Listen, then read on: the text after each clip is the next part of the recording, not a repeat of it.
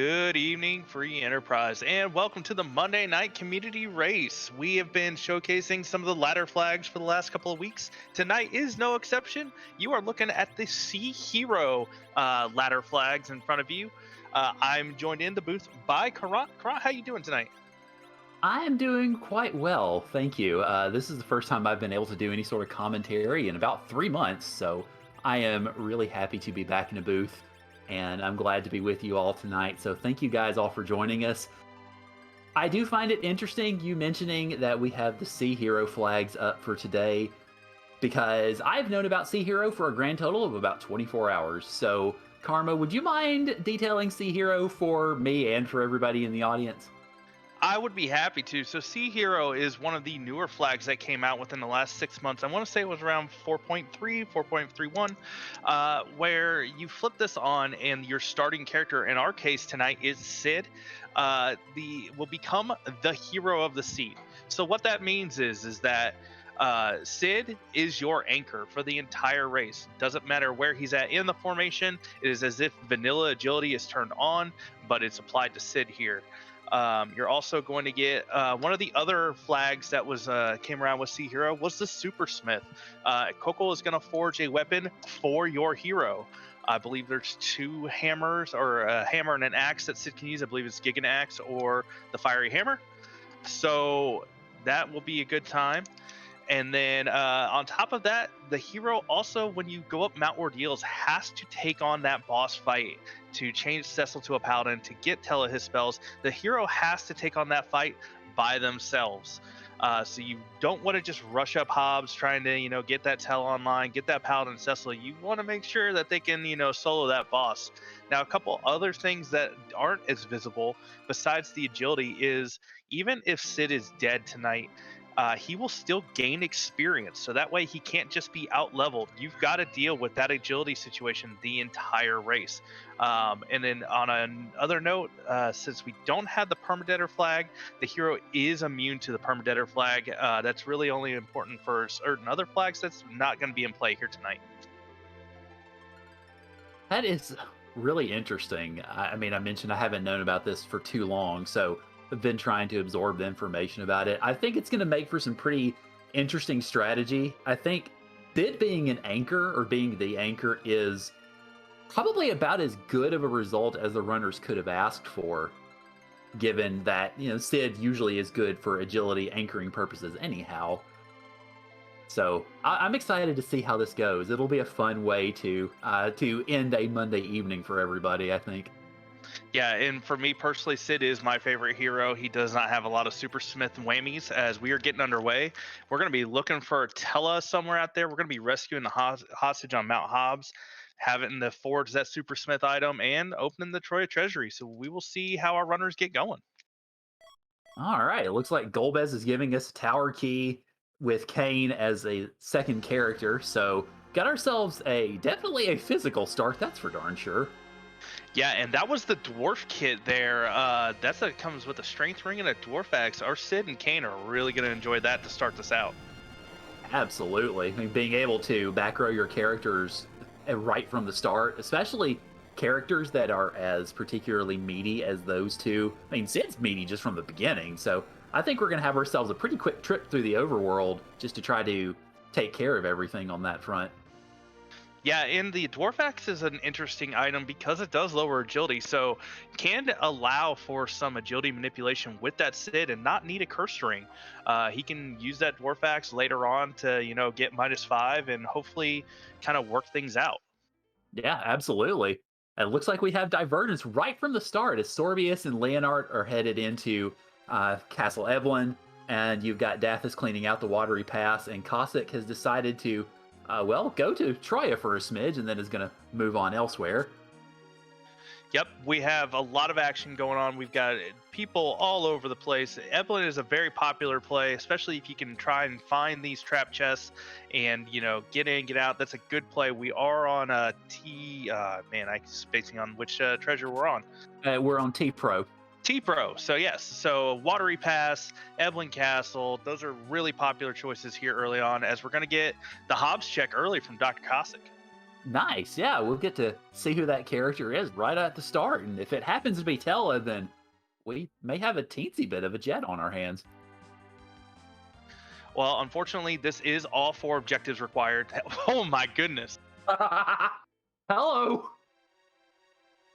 I was gonna say we do have to find Demas. That free characters or free key item check is not on, but Demas is on Hobs. Could possibly be double required up there.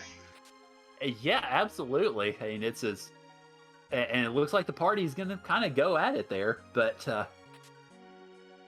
I think a meaty Sid is going to serve this battle very, very well in the beginning, just to be able to take a lot of those hits, those physical hits from D-Mist and just shrug them off, really.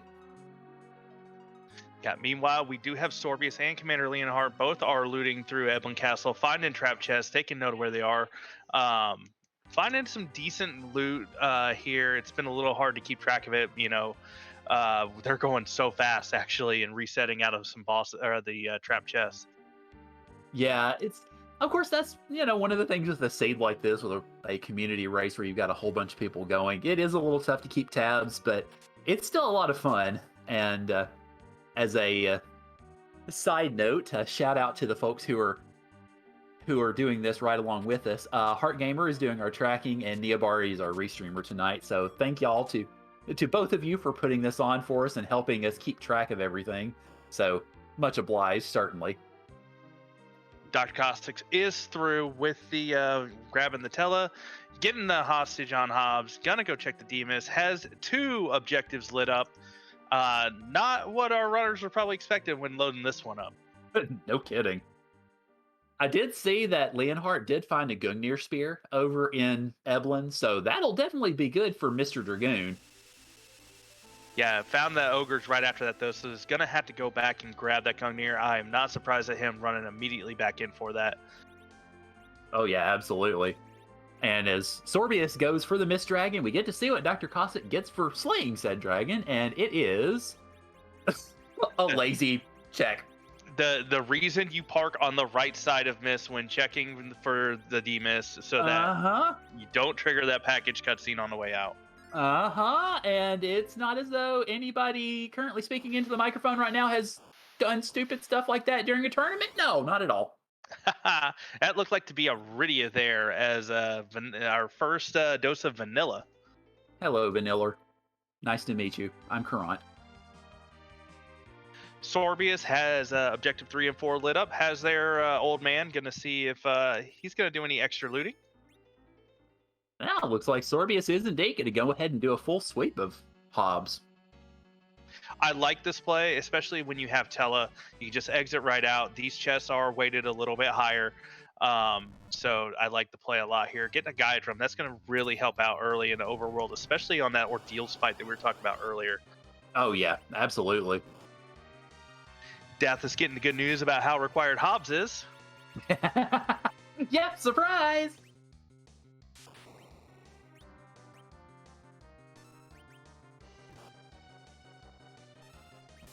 Yeah, chat mentioning nobody's taking Rydia so far at the package. I do not remember right offhand if Slingshot is on. It is. It is? Okay. Well, that would help.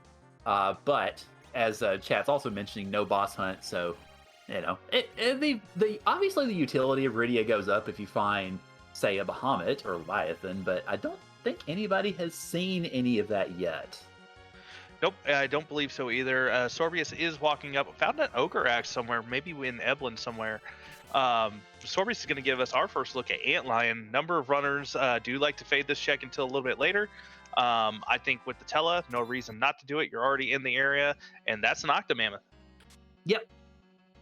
Which shouldn't be too hard at all, I think, for the team that we have right now, considering you've got, pretty relatively strong Sid, relatively strong Kane, and then Tella can just sort of do what he does for a bit. That's also interesting to note. That is the 2 wholly resistant bosses out of the way in early spots. That's true. So if we happen to find somebody who can, say, wield a holy weapon, then a little bit more utility there. Zeus gauntlets are a nice pickup. This has been finding pretty much anything you would want for a Kane and a Sid this early on. Dathis did the West Hobbs loot, heading over, checking, gonna get his package.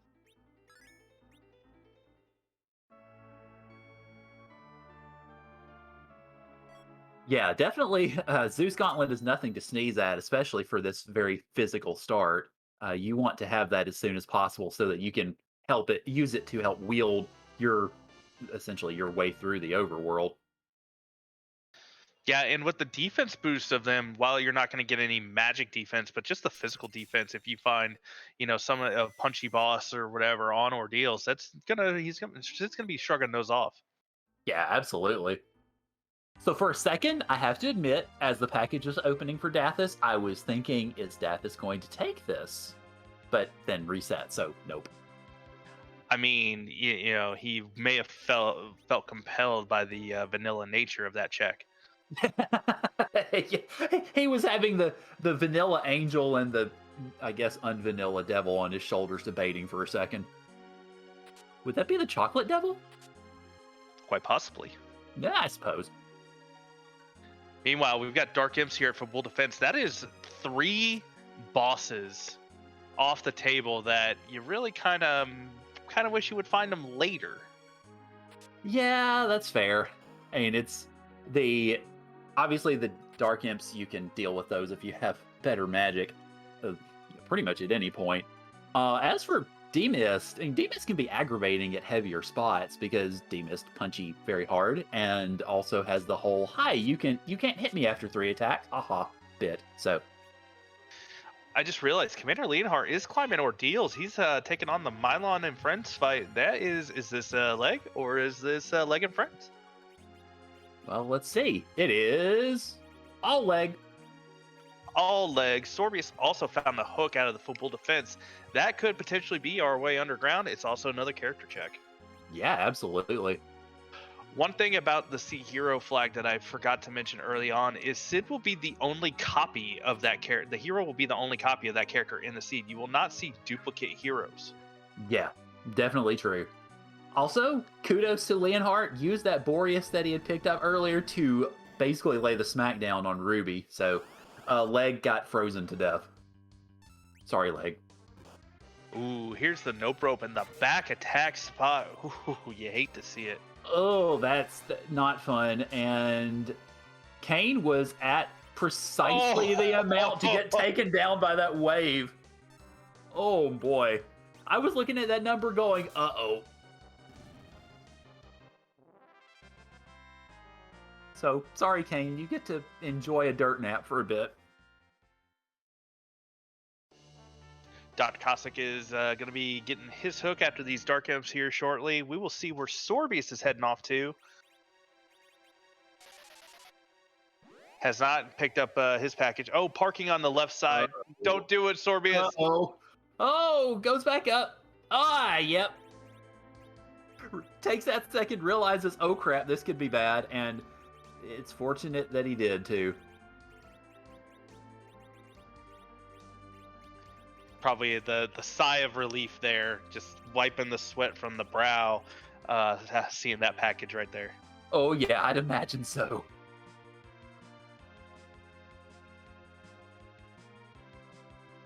So, Leonhardt's having a few issues with this Ogo fight, which, I mean, Ogo's a problem everywhere. But it's worth noting that I don't think Leonhardt saved after legs, so if there's a wipe here, I don't think it'd be too much time to retake down that leg, but it's still an irritant if that does happen. Yeah, it looks like we're going to get Baron in check from Sorbius. Meanwhile, Dathis is also climbing up Mad Ordeals. Yeah, it'll be interesting as none of the runners particularly checked. I think one of the runners actually tried to land behind Baron at the beginning, maybe as mistaken button press, I'm not sure. But we haven't seen any of that yet. And hello, Palin. I think that's Palin. That is a Black Mage, a Quack Kid, and an Antlion all hanging out in the Baron Inn. All right, well, I mean, with 400 HP, that Antlion won't be too bad to deal with or hit terribly hard, so that's a good one to get out of the way. Leonhardt is through the nope rope though, made it through. We will see if he does a quick save before his CHero fight, and we'll see who is hanging out in the changing room. Oh, goes right in. Leonhardt's being fearless tonight, which is, Leonhardt's definitely a very good free enterprise prize player, so this is not too much of a surprise. Still daring nonetheless. Is probably going to be a little trickier for Leonhardt. He has not done Antline yet, doesn't have the Zeus gauntlets on Sid. I think that's what's driven Dathis' decision to come through here. Ooh, a twin harp. Yep. Music is not required as an objective, but of course it always has that key item check, and music, of course, is always fun. Just a Mylon Z, though. Not a big deal. Has a big bomb. But one thing to note, too, Dr. Cossack pulled a curse string in the Evelyn Cave. Oh, nice. Yeah, going ahead and taking advantage of that hook. And that curse ring will pretty much cure a lot of, if not all of your agility ills for a Sid, really throughout the seed. Yep, second fight over in the Baron Inn is the Pale Dim, though. Sorbius is chunking through. Yep, and Leonhardt had no issues dealing with that Mylon Z at the Paladin fight, so that part of the CHero flag does not seem to have been much of a hindrance, at least for Leonhardt this evening. Oh, and now he's rewarded with a fully powered Tela, has Ordeals taken care of, has a key item. Meanwhile, Sorbius gonna get Palom, but not a key item. That was a black belt key for completing the Baron Inn. Well, Quack Kid feels good, black belt not so good. Oh well. Dathis had a little issue with the Ogopogo, is going to reset. Dr. Cossack finds the Sailman chest. And is going to go ahead and use that hourglass. I believe, did Cossack pick up one hourglass or multiple? I think it was just one, considering the money that they don't have at the moment. Yeah, I can't recall, as he was strolling through the inventory, I missed if he had more or not. But uses a nice combination of that hourglass, a weak spell, and Sid, I think, tossing I believe it was a Boreas to just go ahead and end that very quickly. So very nicely done. Yep, and Dathis is going for round 2 with the nope rope.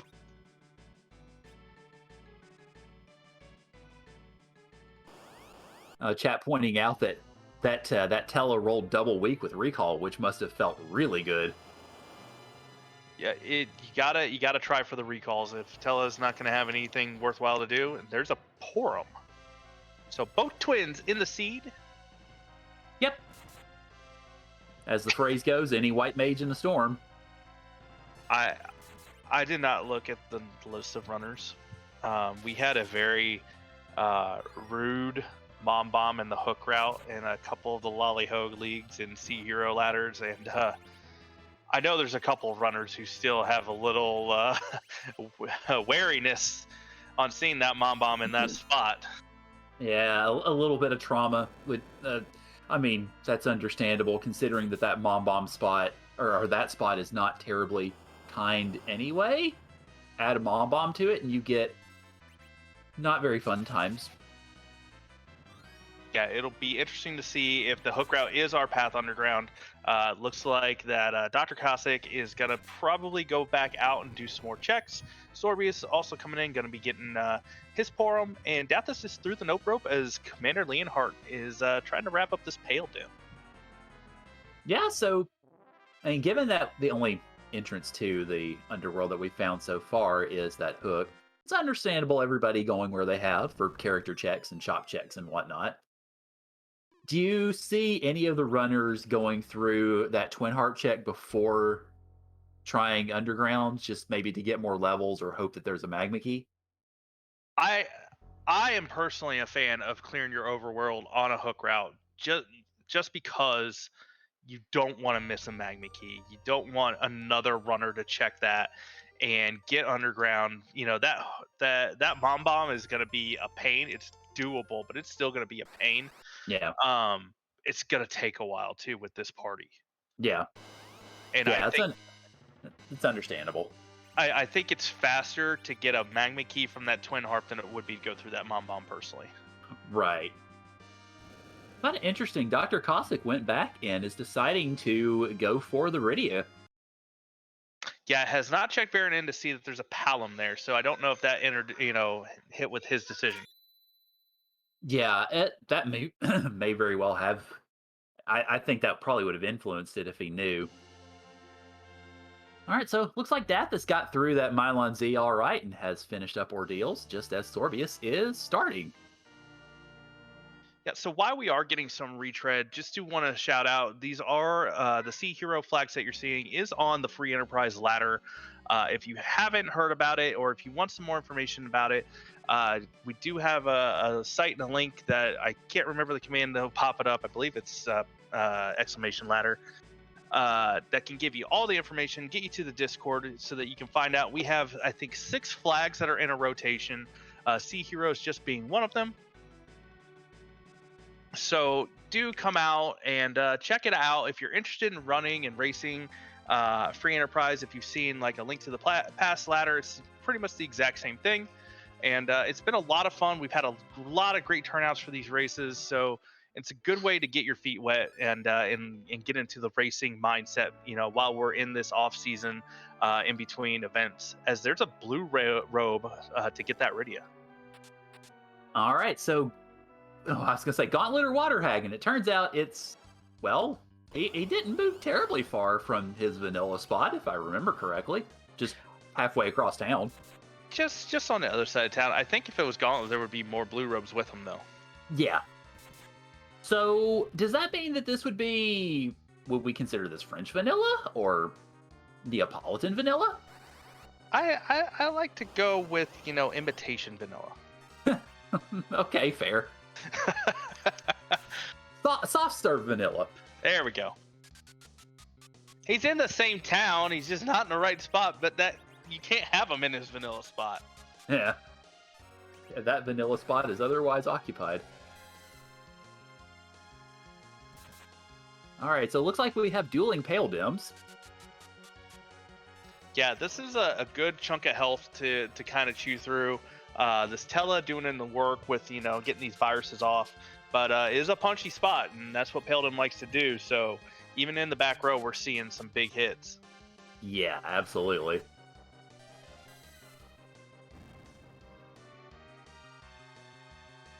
All right, well, it looks like Dathis came through it all right. I think Leonhardt is probably going to as well, although, well, that 1,000 points from Kane will certainly do the trick, or at least help.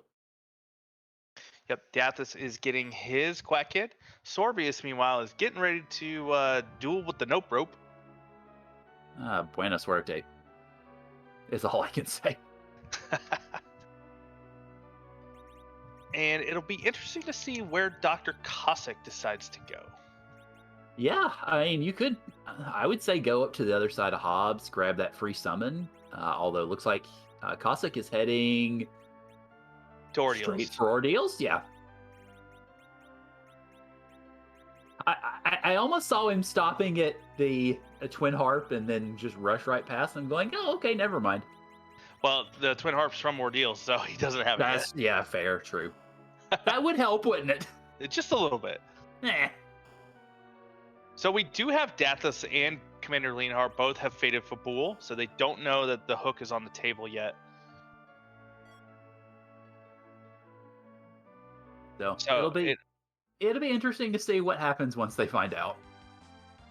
Yeah, so what I'm curious is, do they continue to fade Fabul, or as Dathis answers that question, heads right for Fabul, or do you fade Fabul, keep doing it, or do you go to that harp?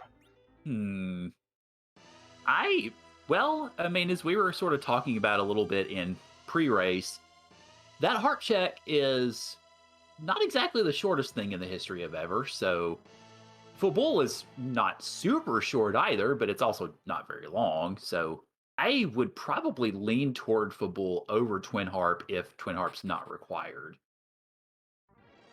The other interesting thing to note, Leonhardt has also faded Antlion, I believe, still.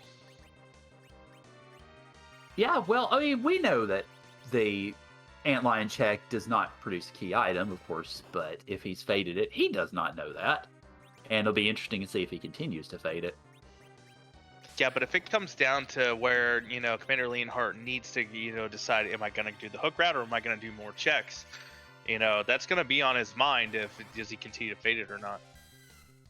Now, our tracker is whacking us upside the head with a very thick newspaper telling us that Leonhardt did in fact sue Antlion. So thank you.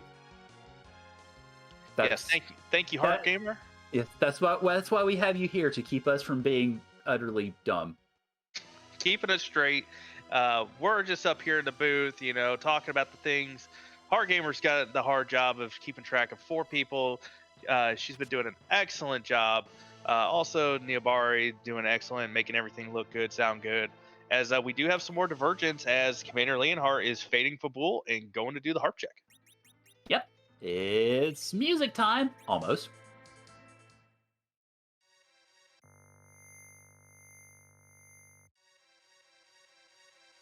Sorbius is through that Mylon Z, as it looks like Dr. Cossack is going to start fighting the Ogopogo. Yeah, starts and then stops, so probably just going to reorganize a few things before taking on that fight. Yeah, was not healed to full there, and getting that Ogopogo at those HP levels would have been a bad time. Yeah, a little bit. Just a smidge.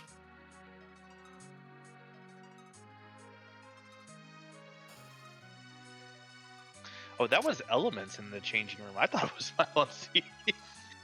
And I fed off of you, so thanks a lot, Karma. All right, but more importantly, we've got music coming up, and so we'll go ahead and have Leonhardt cue that battle with the Dark Elf. And pretty soon, everybody will get treated to the prize which they got so much for the recent Lollyho League, and now we get to hear it again here. So, of course, that being said, the music is one of the lovely randomized parts of this game, so we like to shut up, or some folks like to not shut up, and cue the music, but I, for one, am going to be silent.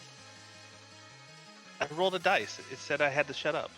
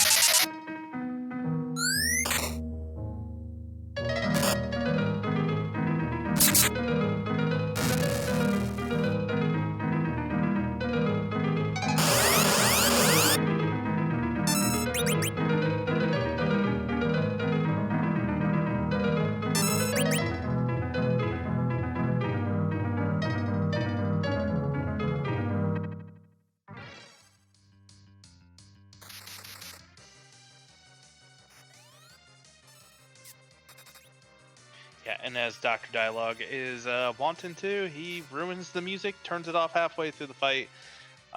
So we are just back to some regular. That was a banger, though.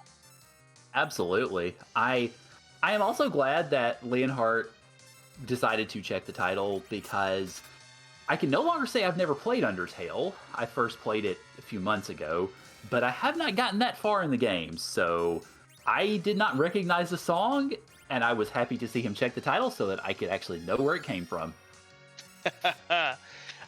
One thing to note while Commander Leonhardt was doing the music check, Sorbius did a couple of the trap chests in Castle Evelyn, pulled a white spear for Kane out of the one of the chests. Oh, that's nice. And looks like Sorbius has also gone into the hook route and is taking on that Mad Ogre chest. Yeah, has an ogre axe, has just been chunking away. That was the chest in Castle Evelyn was the Oh, okay. 3 ogres. So it's All been right. just chopping ogres out from at the knees. Okay, fair enough. I saw the Mad Ogres and I thought, oh, hook route, but well, that is hook route. Okay, so I was right, just on that one at least. Yep, and it looks like we're gonna get a reprisal of this music.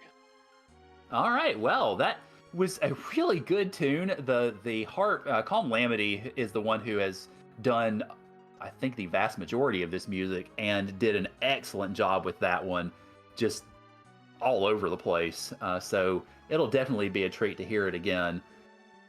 And thank you guys for the comments about Undertale. I enjoyed what I've played of it. I just haven't gotten the chance to really finish it yet. So I kind of made a little bit of a mistake of playing it on a stream and got chat yelling at me for playing it on stream and risking getting spoiled. So I'll probably just play it privately, the rest of it.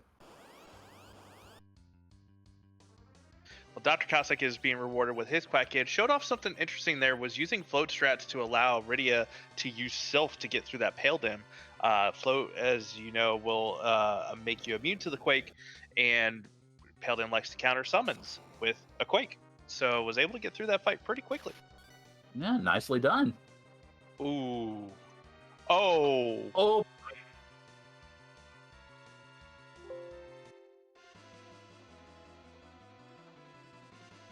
This is a thing? Fun? that's not what I would want to see in the King Queen spot. Words that shouldn't be expressed here on live free enterprise? Yeah, that's something. So we're looking at a fast, punchy Asura leading into the Mom Bomb on a hook route. Well, I'm glad I'm commentating instead of trying to push through this. We will see if Sorbius can power through. Doesn't want to, maybe pop the Star Veils. So trying to keep Asura from healing up to full.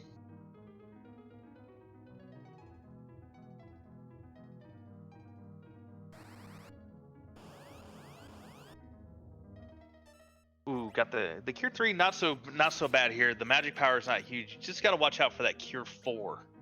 Yeah, definitely. I've always, in my experience, I've always found Asura to be one of the trickier bosses to deal with. And because you've got walls, obviously, which Sorbius is using to help out with that. But if you're not able to get those walls up, or if you're not able to lifelock terribly easily, then it can be more than a little rough. Yep, but having the wall up while we're going to have to deal with these punch counters, should be able to get through this here now. It's going to Zerk up the Sid. Yeah, I think Sorbius pretty much has this one, I wouldn't say on lock per se, but I think has gotten a lot of the tools up necessary to be able to deal with it. So I think Sorbius should be able to get through it just fine. Yep, Commander Leonhardt is making his first trip over here to the hook route. Has cleared out everything else, so we'll have to decide to either immediately go into this hook route or is going to come back out, look for some more treasure. Dr. Cossack is hot on his Sorbius's heels, and as Dathis is giving us another reprisal music that we are talking over.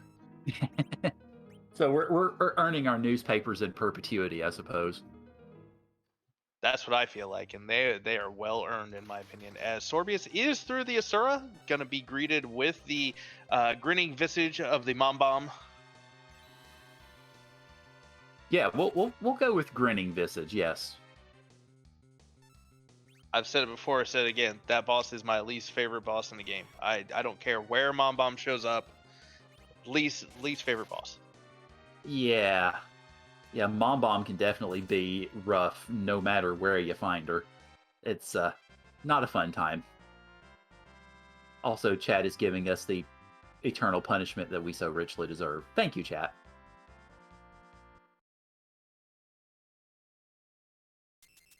So we're gonna have Dr. Cossack starting his Asura fight. Commander Leonhardt did some shopping, passing all the treasure boxes, heading right up. As Sorbius is getting ready to tackle the Mom Bomb, we will see what Sorbius decides to employ here.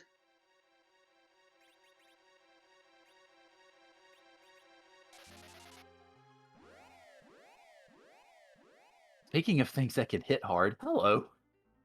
That's not fun. Yeah, that was a 700 damage hit on that Sid. I'm not sure what his armor situation is, but even still.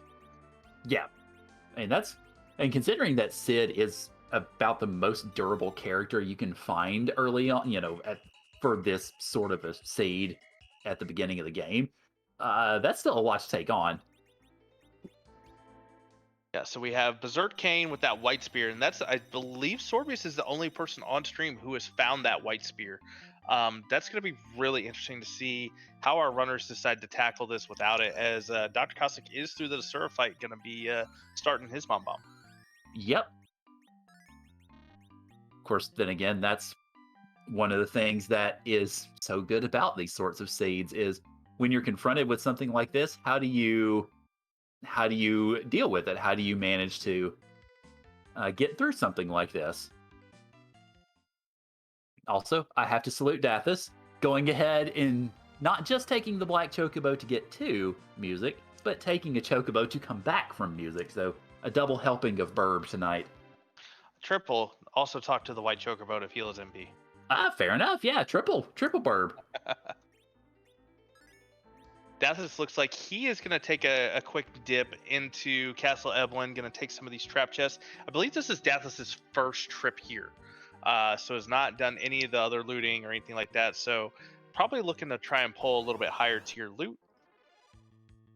Yeah, that's understandable considering that the runners do know, or I presume know, that it is T-Pro, so the treasures are going to very much be weighted toward places that aren't visited terribly often, and trap chests and other such things like that. So I think it's definitely a good move to go after it now, especially since you've had a chance to go through the overworld and get a bit more power, get a bit more durability, be able to actually push through these chests as opposed to, what we saw with the earlier runners who were trying to find them but couldn't have really taken them at that point. Sorbius is getting ready to field the explosion here. 6 little bombs coming out.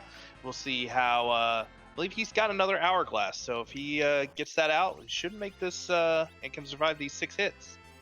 Yep, and sure enough, has 2 of them, so works out quite nicely in that vein. Interesting thing to note, Dr. Cossack has a Leviathan summon. I'm not sure where he got that, but that's going to make clearing out these bombs a lot easier. Oh, absolutely, yes. That is a good question. I am curious where Cossack got that. Dathis grabbed some arty arrows from that first trap chest, so certainly something you can, at least to some degree, wield. Maybe not exactly what he was looking for, but still not the worst thing. Couple dragon enemies in the game that finds a whole lot of use for. Wyvern being one of them. Pale Dam, we're already through that, so... Oopsie. Yeah, oopsie. As Sorbius is still chunking away, has these bombs frozen, casts a twin to get through it, so almost through the hook route here. Yeah, Sorbius did a great job pushing through that, so kudos, and Sorbius will be the first one underground at approximately 37 minutes. That's a really good time for a hook route. You know, we see runners who range anywhere between 25 to an hour, 25 minutes to an hour to get underground on a hook route. You know, 36-minute underground with a hook route. That's a fantastic time for Sorbius right there. Uh, I would put Sorbius in the lead. I don't think Sorbius has done the twin harp check, but we kind of know that that's, doesn't give a key item, so not being punished for fading it. Right. Yeah, I mean, it feels, I'm guessing what Sorbius is probably trying to do is maybe integrate that with an earth check or with the Tower Zot check, which would be, nice bit of spicy routing there. Yeah, I did Sorbius check to see who was at the top of tower. I blinked and missed Nope. it. Nope. Oh, okay, good. Then I'm not going to be punished for missing that one. Yeah, unfortunately, Sorbius just went straight for the stairs. I was kind of looking out for it and did not see it, sadly, so we will have to wait until one of the other runners checks it.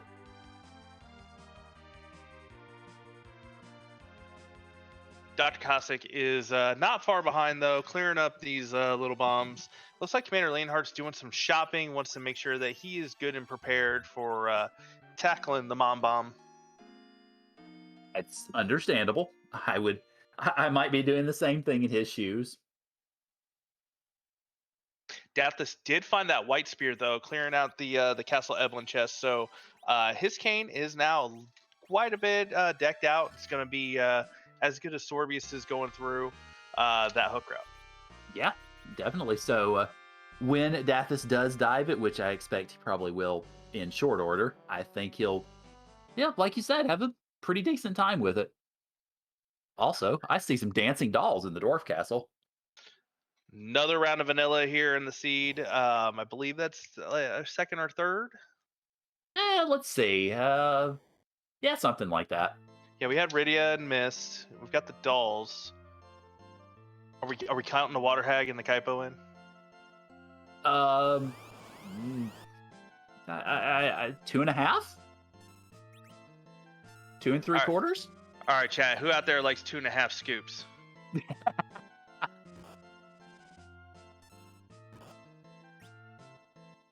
Who's gonna be satisfied with 2.5 scoops? I mean, really. Uh-oh. Also, evil wall at the top of tower. Ooh. Oh boy. Thanks, I hate it. I'm not surprised to see Dr. Cossack, even with Tower Key in hand, maybe want to go do a few other checks first. Yeah. I'd say the same. Also, Sorbius did a prime job of taking out the Calcabrenas and finds the King of Dragons has decided to go underground today, I suppose. And duplicate Rydia. 3.5 scoops.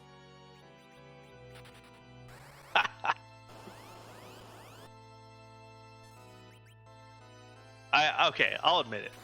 In the race room, I said we needed an appropriate amount of vanilla. I didn't specify how much was appropriate. I was about to ask you, so how much do you think is appropriate? There are certain questions that we don't need to ask on, in the commentary, Karant, and I think that's one of them. As that blink and you miss it, the Bahama is done. Yeah. Okay, fine. We will simply abjure the question until later. So, I think Dr. Cossack just pulled a vanilla rune axe. Okay. Well, I was going to say that's not exactly a scoop of vanilla that I would have been looking for, but sure, I'll take it.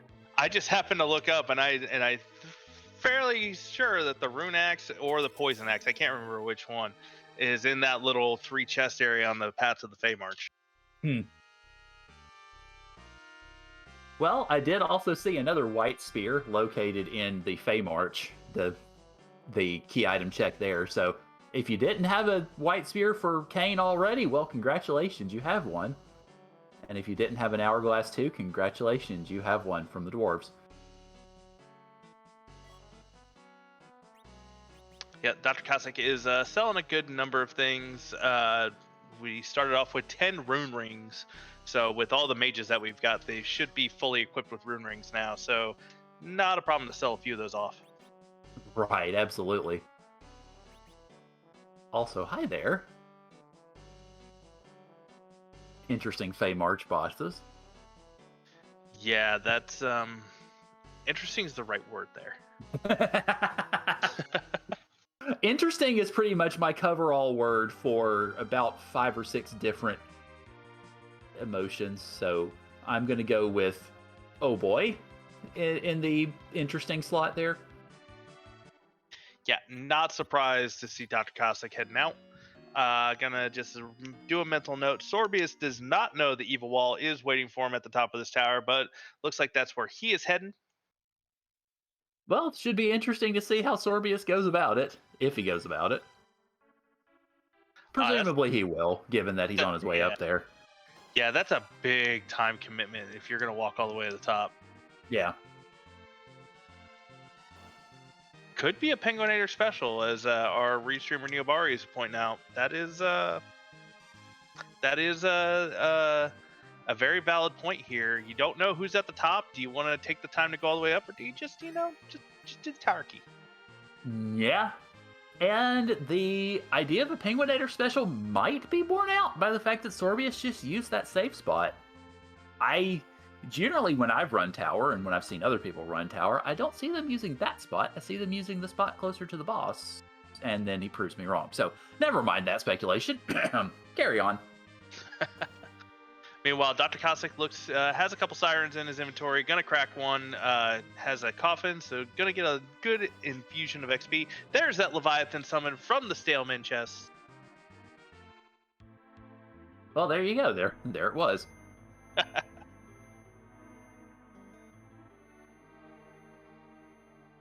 All right, we will see how Sorbius decides to tackle the evil wall at the top of the tower.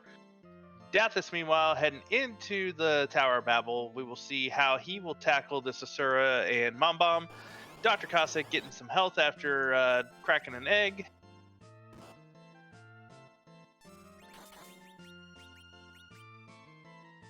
Berserking Kane up and letting him swing away. Yep. Looks like the evil wall, fortunately, is, oh, I say not hitting too hard, but is hitting not hard or not as hard necessarily as one might fear. So Kane can actually weather a few hits. Sid can weather a few hits. So if you're able to get Blink up on the mages and get all your physical fighters berserk, this is doable. But this party is actually going down mildly quickly. The problem with Evil Wall is that Evil Wall likes to cheat. Yeah. So there's Evil Wall does what's a chain, starts a chain. So Evil Wall will move forward and then attack, and everything else in the queue will just stop. And so, unfortunately, when Evil Wall decides to go, your berserkers are not swinging either. Yeah. I noticed up on Dathis' screen, it looks like he's doing some magical hijinks with those mad ogres in the hook route chest, so that'll definitely make taking them down much easier. Yeah, he's trying to time these kills, trying to get some life glitches off, it looked like. Yeah. Or not. Oh, well, okay.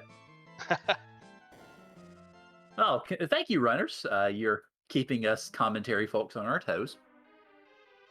Sorbius takes the reset there on the Evil Wall. We'll decide if he decides to fade it or go right back up. Yeah, chat pointing out that really either of those could be a possibility as far as considering where that save was parked. So, yep, going straight for the tower door this time. So we may have ourselves a Penguinator special on our hands after all. And Dr. Cossack getting the big doll on the Calbrena. Got a Ramu summon with the Grimoire. Not powerful enough to take them all out. So gonna have to deal with this big doll. It's kind of a pain here, even though it is the vanilla spot where can charm your characters. Yeah, I've had actually some unpleasantness fighting it. I had a calc fight recently where I tried to kill the dolls, couldn't kill the dolls in time, went into big mode. Then I couldn't kill a big doll in time, and so it went back into the dolls mode with all 6 of them suddenly going, "Hi, you you thought you killed us, right?" And so it just kept cycling onward, and I had to back out and try other things. And it looks like Cossack, unfortunately, is having to do the same. Yep. Meanwhile, Sorbius gets through the Milo and friends. Commander Leonhardt is working through. Is in a tough spot here with this mom bomb. Yeah, it's definitely a sticky situation to be had, certainly at this spot, as you were mentioning earlier, how rough it can be. Sticky, or is this more of an explosive situation? I mean, with something like tar, it could conceivably be a little bit of both, I suppose, or at least sticky and oh, fiery and whatnot. So it can still be a mess, and it very much is. Unfortunately, Leonhardt having to take a reset, so yipes. Dathis is starting the Sura fight, so we'll see how he decides to handle. Not sure if Commander Leonhardt went right into the mom bomb or saved afterwards, so we will be finding out if he's got to redo Asura. That is a yes. Yep, unfortunately. Will the Penguinator special pay off for Sorbius?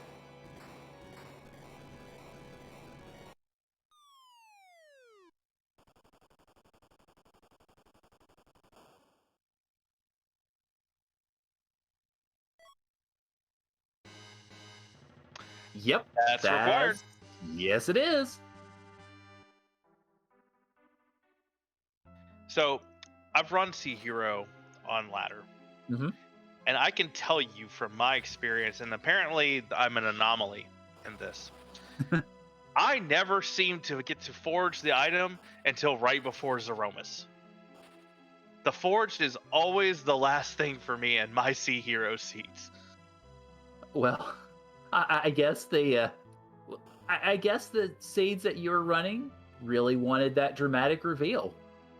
Good Hollywood style epic moment right before the final battle where your characters contemplate their life choices, and then Coco walks out of the forge with a weapon that's clearly just come out of the smithy as the smoke is still coming off of its finished form, and you behold the glory that sits before you. Something Unless, like that. unless you're Edge, and then you can get a piece of scrap. Yeah, exactly. Coco And, clearly. and then Coco walks out of Edge's forge and go, "Here you go. Here's the world's tiniest knife." Yeah, just I overheated it a little bit. Yeah. Sorry, I failed my Dragon Quest XI forging on this one, so you just got a big puff of smoke coming out of the fun size forge and nothing.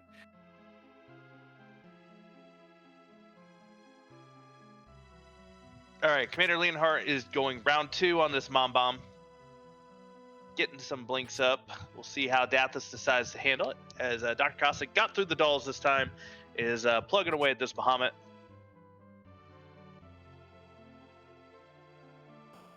And Chad asking about objective number 2. Yes, you just have to open the treasury. Now you can go ahead and grab everything if you wish, but yeah, it's just opening it. So it depends on how late in the seed that you get that Earth Crystal. It could be, you're done looting on this T Pro set. The treasury is it can be kind of wishy washy a little bit on T Pro. So even in the middle of the seed, you might see a lot of runners just walk in and exit out. But we'll see. We'll see what our runners decide to do whenever that Earth Crystal does turn up. No sign of it so far.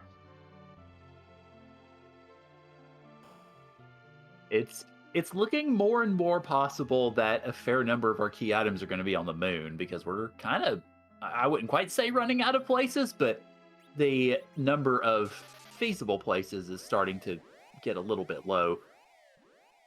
Yeah, we've had a lot of checks just come up empty for our runners. In terms of key items, we've had at least over 10 checks and only four or five key items to show for it. Yeah, I have a feeling that the runners are probably feeling the same sort of anxiety, going, okay, so what do I have to do to make progress now? And they don't want the answer to be either of those Fey March bosses. No, or even that evil wall already showing its chops there tower. So I would suspect Sorbius is heading right for Sheila 1 right about now. Yeah, I wouldn't be at all surprised. Oh, and then does what I've done a few times, and that is land right next to the access point. Feels bad, man. There's a runner out there. I'm not gonna say who it is, BK, who was gonna try and uh, get that bonk to be a tactical save location. I'm all for it. So now every time I bonk, I save. Just tactical saving. Of course. Tactical. Yes, that's what it is. Because look, if the Sheila 1 check doesn't pan out, then you could just go right back to the bonk spot, and now you got to choose between tower and that fade marks that you wish you could just fade forever. Fair. Proximity routing is definitely a thing. Dathis is through the mom bomb. Commander Leonhard has the little bombs. There's a Luca key. That's a check that we can go do. Yep, absolutely. And well, Sheila 1 may not have panned out, but Sheila 1 may have still been a key to the kingdom, if you will. Hey, it's a key. It's a key that leads somewhere. We may not like where it leads. We may not like what's at the end of the tunnel, but it leads somewhere. Yes, it does. Sorbius has not checked the Twin Harp yet, and that looks to be where he is headed. I mean, it's not the worst idea in the world, considering you were already over at Fabul. It's short hop, skip, and a jump over to Chocobo Land, so why not do it while you're in the neighborhood? And see, this is where the tactical save comes in. That's true. That's very true. Once you beat up the Dark Elf and you find the wistful vapors of the elixir in your face, then you go, okay, let's not and just go about our lives. Dr. Cossack is going to take a shot at this evil wall. He peeked it earlier, knew it was up here, so we'll see how he wants to tackle it. Yeah. Meanwhile, Commander Leonhardt has made his way underground at about 54 minutes, and Dathis is going ahead and going up the tower after having just gotten to the underground. Yeah, so one of the interesting things to note there, Dathis cleared the mom bomb without it splitting. So had enough damage to avoid the explosion, avoid the 6 small ones. So it'll be really interesting to see how Dathis decides to tackle this. If he's just going to go with a similar strategy of blink and Zerg. I mean, considering you've got this lovely evil wall up here, that's a fine way to do it if he can get that set up. Looks like he's going to go for the door check first and find, of course, the boss there not being too much to deal with. Unfortunately, evil wall was too much for Cossack to deal with on that iteration, so it's going to go down to Wyvern Standard Time and try to get a victory through here. Yeah, it'll be interesting to see like what our runners are rocking in terms of equipment. I know at least one of our 4 Restream runners right now is rocking a cursed ring on their Sid to try and get this agility under control. I'm not sure which one it is. I recall seeing it on there.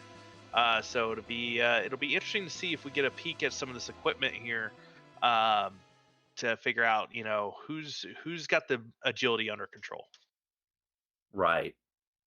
Yeah, it looks like Sorbius is going to go ahead and face the music, so hopefully he enjoys the rollicking tunes which are now in his ears. Lord Goober, the Feymarch item was a white spear. So, something that we've actually seen a couple of times previously, or once previously at least. Yeah, we've seen 2 so far. One in the Ogre chest in Castle Eblin, and now the free chest in the Feymarch.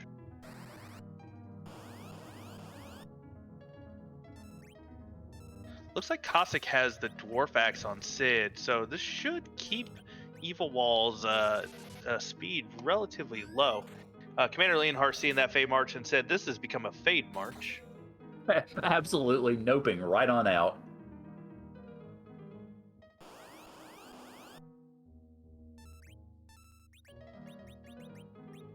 Sorbius, meanwhile, making short work of the Doctor Dialogue, is through the fight, didn't see the Balnab Z. Dathis is getting ready to take on this Evil Wall, though. We'll see if what tricks the Master of Vanilla has.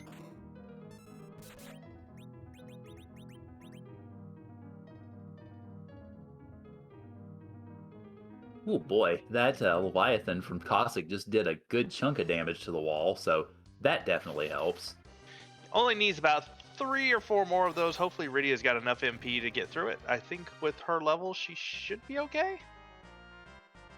One would hope, depending on how hard he hits that back row.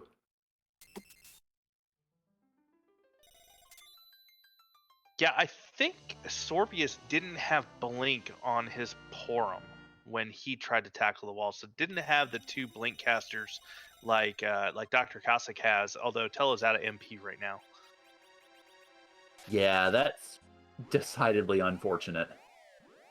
But the Kane difference though between Dathis and Dr. Cossack though is a good number. Dr. Cossack's Kane is only hitting for about 800-900, whereas Dathis is hitting for 1500. I find it interesting you mentioned that, and then Cossack's cane hit for 1600. So it was as though his cane was going, "Wait, are you talking about me? Let me show you what I can do." As Hey, Cossack takes down Evil Wall. Will this be another check that Sorbius? So. So, how about those Laliho objectives? Yeah, that is a very good point. We've had the Twin Harp, and now we've got the Pink Tail. We don't have the Adamant flag on for Nope. CHero. So that Pink Tail is just a terminal check. Sorbius may not be punished for not going back to that or not getting through that. So we'll see if the Luca Cave pays out. Yeah, that's true. I mean, if this does pay out for Sorbius, then definitely good news for him. If not, are we looking at a required Fey March? Oh man, there's gotta be something at Luca. There has to be, right? I'm not crazy for thinking that. Oh well, I certainly hope so for the sake of our runners' sanity. But I rather have a feeling that chat would be more of a fan of watching them having to sweat out one of the 2 Fey March bosses. Joe Fuzz in chat, no. The Pink Tail will give a tier 7 item, and not a key item. Commander Leonhardt being a runner for the people, telling us that the Job Dwarf is a writer. Hey, alright. Salute, Leonhardt.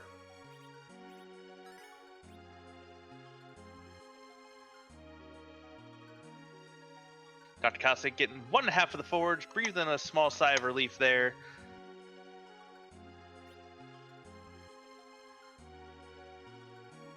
And Sorbius is going to give us our first look. Is this the progression that we seek? Maybe. It's a chain, it's a chain. All right, someone called it in chat. Who was it?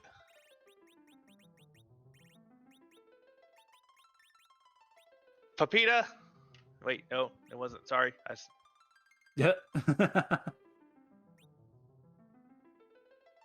Speak now or forever hold your cookies. Oh, nope, it was Gambit. Gambit called it that the pan from Sheila 1's Lucky Key in the chain. Yeah, chat pointing out that Sheila did pan out, albeit indirectly. Ooh, an Avenger from the Pink Tail turn-in. That is a big pickup for Dr. Cossack. Mm-hmm. Yes, that will come very much in handy, well, really, I guess for either of Sid or Kane, but particularly Kane. This Dark Elf here, not terrible. Don't believe the magic is all that bad, and that White Spear doing work. Uh-huh. Yeah, I just looked up and I saw 7,200 damage. I'm going, well, that helps.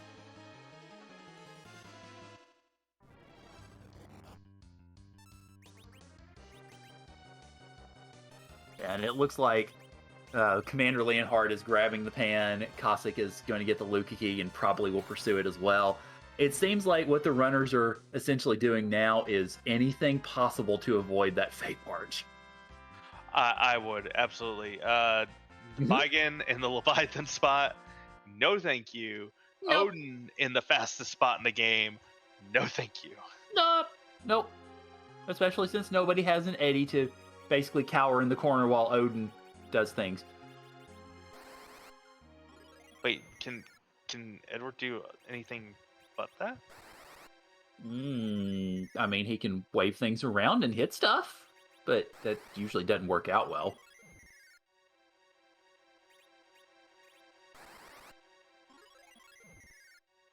Not quite sure how to accept that Edward can be useful at times.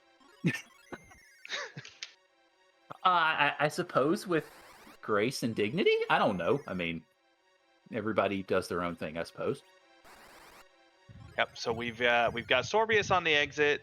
Gonna give Dr. Cossack a quick high five here shortly. Warp high five. Yes, a particle-based high five. Dathus, meanwhile, is chugging through the dwarf castle. Already on the second fight. Commander Leonhardt gets the week off on the Dark Elf. Not going to be worrying about it too much longer. And now let us see what the next link in our lovely little chain is.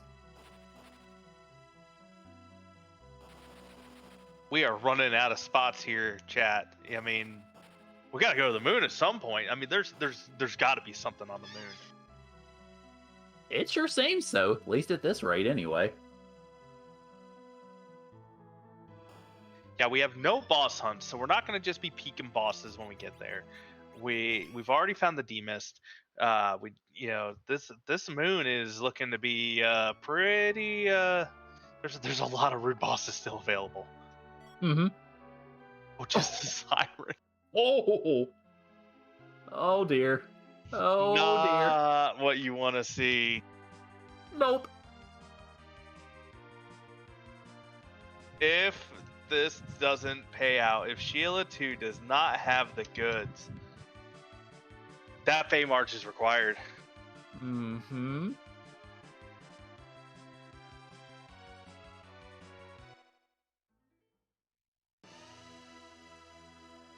Oh, it would be interesting if Dathus decides to take one of these fights down here. If Sheila 2 doesn't have like darkness or something like that, Dathus takes the fight down here. He's gonna be in the lead. That is definitely true. Oh, and we are liberated. The chain is required at least for the moment to get to the moon.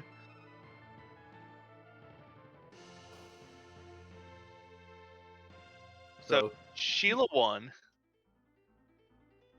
to Luca to Pan to Sheila 2. So basically Sheila was really just interested in making sure that we had ourselves a grand world tour before coming back to her and telling her all about our exploits. And then as a reward for our grand world tour, she sent us to space. With 8 key items. Mm-hmm. Which means I'm thinking probably going after shopping in the character check, I would say going to say hello to the ribbon room. Oh yeah, I think that's your first spot for sure. Gambit 017 in chat wanting the adamant behind Bigan and the earth crystal behind Odin. You horrible human being, you. Except that's actually kind of fun. Well, for us. For the runners, maybe not so much. So interesting thing to note, Dr. Cossack will actually be at 9 key items. That is true. Can I count? I'm actually going back to count right now. 1, 2, 3, 4, 5, 6, 7, 8, 9. Well, wheat. I think I'm counting 8. I think Kron's broken, guys. Why? Because I'm counting in French? Or you're counting in something. Oui, en français. It started in Spanish, it sounded like.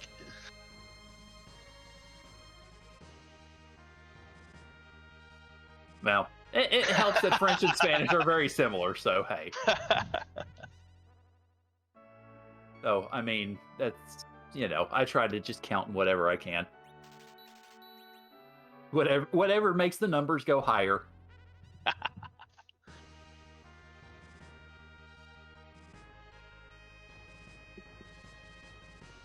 Um, if you're out there, Scholar redeeming me here by verifying that I did not, in fact, switch from Spanish to French midway through a sentence, as I have actually been known to do before.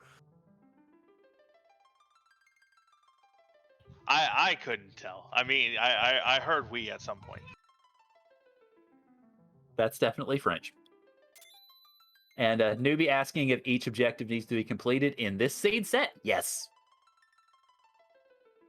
Yep, 4 out of 4. We have a Moon Ninja. We have not found any weapons for that Moon Ninja, though. Whoops. Gonna take him anyway.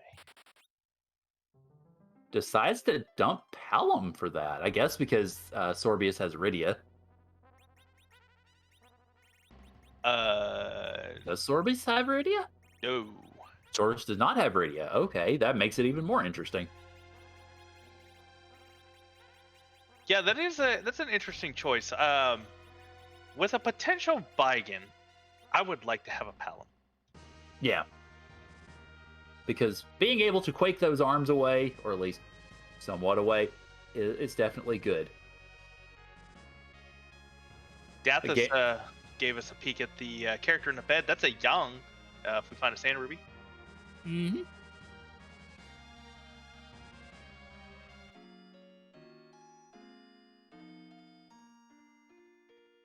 Chat pointing out that Dart Edge is good edge. That is true. Dart Edge is good edge. The problem with Dart Edge is you need things to dart. Yeah, fair. It looks like we're getting some shopping going on here from a number of players, trying to gear up for this moon. Death is trying to just route in some of the shops that he hadn't routed in earlier, probably on his way to Sheila.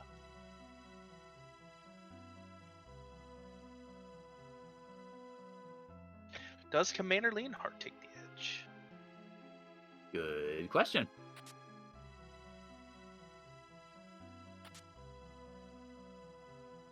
And au revoir tutela. Considering that Sid is your definite anchor, that's understandable because you don't have to worry about manipulating Tela for anchor strats. Yeah, that was the other purple robe. That's Mylon Z. That's the actual Mylon Z. Yes. Sorbius is heading to the Giant.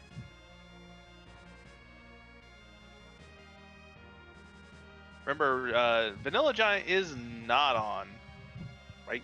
Did I have that right? That is correct. Yes, I remembered. So Sorbius is able to come in here, do a D machine manipulation, and can do the grind. He's going to be doing it at 8 key items, so it is going to take a little bit longer. But if he is focusing on Berserk strats, doesn't need to take his characters to the limit there. Just needs to get them, to a point where they can, just start hitting hard. Yeah, which fortunately isn't as high of a threshold necessarily as one might imagine.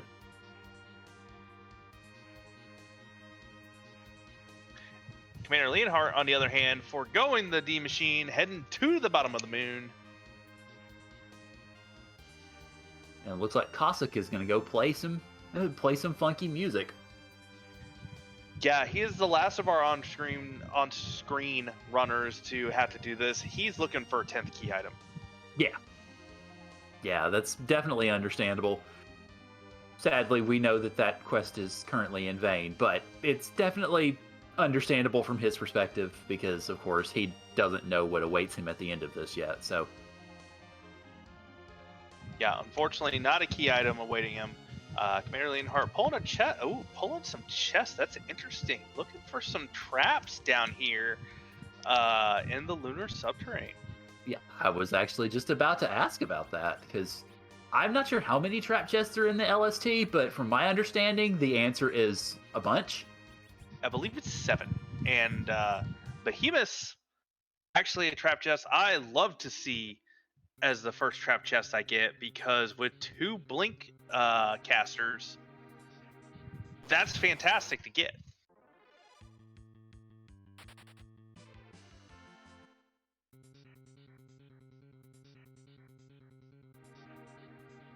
Ooh.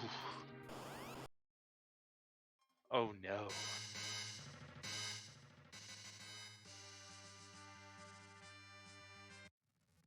That was Magus Sisters in the Ribbon Room. Mm-hmm. Oh no. That's not the Oh! easiest. And a gauntlet. Hello, gauntlet.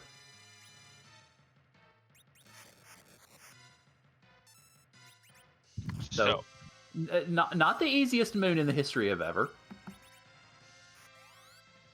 Yeah, and if you were wondering what Sorbius is doing, during the Highway to the Threema Zone, we had the E Can't Run flag on, so we had to find a new way to get our D Machine fights. Sorbius is actually using the older way. There's a chart on the Discord in the guides on the website to explain when to, step, how many steps to take afterwards to force this particular fight with 2 beamers and a searcher. We'll see if Sorbius was able to count correctly. I know I struggle personally with counting, and I had to go very slow. But it looks like he is confident that this is the fight that he wants. Yeah, from my experience in Threema Zone, that looks good to me.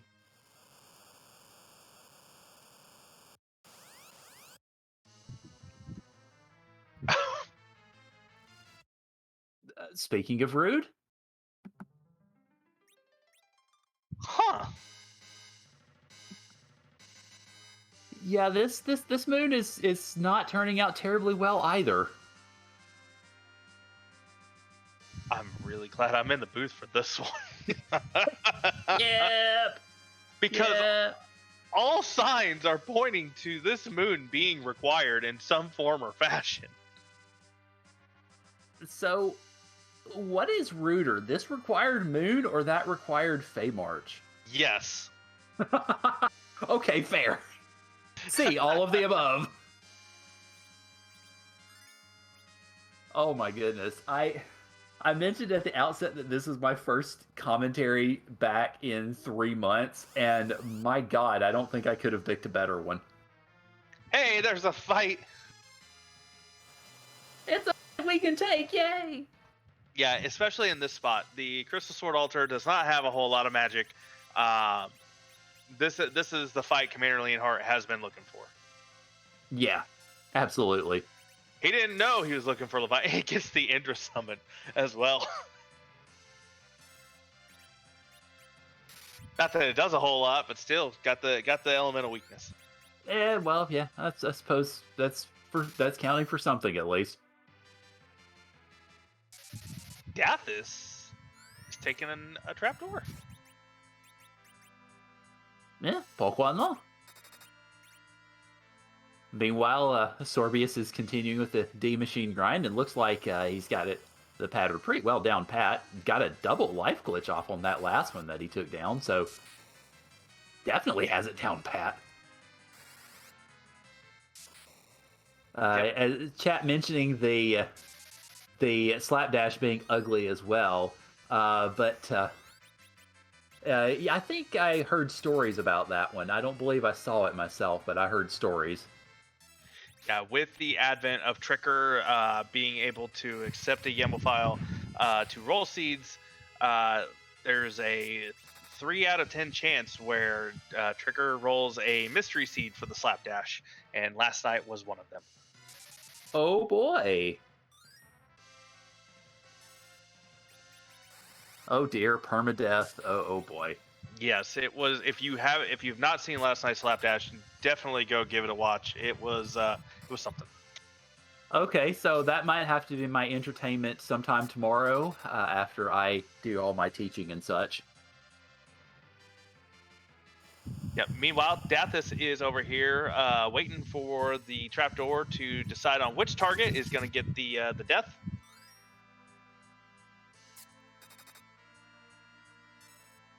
Ooh, couldn't get the wall off on that one in time.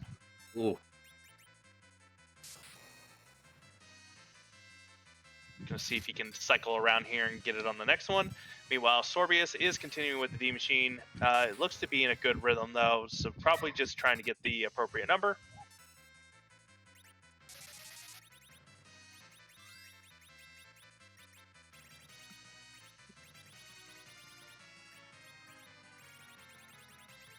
Dr. Costic is gonna be heading to the moon, though. We will see how he decides trying to get his last key item to get 10.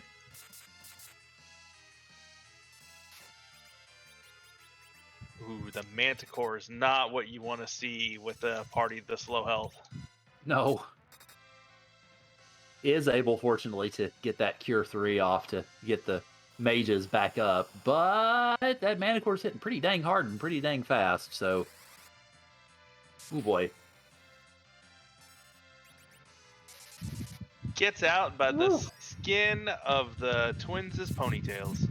Yeah, by the hair on my chinny chin chin, as the phrase goes. Commander Leonhardt still chucking away at this Leviathan. Has a decent amount of health, and with the levels we're seeing on Commander, so not a lot of damage output yet. We'll see how. Shouldn't be too much longer though. The Ice 2s are not doing a whole lot of damage though. Porum's able to keep up with just Cure 2. Yeah. I gotta tip my hat to Sorbius is pulling off consistent double life glitches on the D machines that he's taken down. So he's got a pretty good handle on turn order in order to be able to do that. So it's a skill that I couldn't even remotely perfect when I was trying to do 3-miss zone.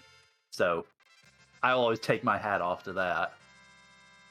Yeah, being able to consistently get the double, it will speed up the D machine, especially since Sorbius has to do this at 8 key items. Is going to get his Berserker team up and ready to go. Dathis is still working on some more doors here. It looks like going to be taking the next one. As blink and you miss it. Oh, that was just a spoon. Yeah. It is a key item, which helps, but it's not the key item that you really want. Yeah, unfortunately, Commander Leonhardt has not done the Penguinator special, did not do the top of the tower either, so is now at 8 key items. Oh, that's true. Chat pointing out you can also dart it. This is true. That helps. And Dr. Cossack, we will see how he decides to want to tackle this the rudeness of this moon.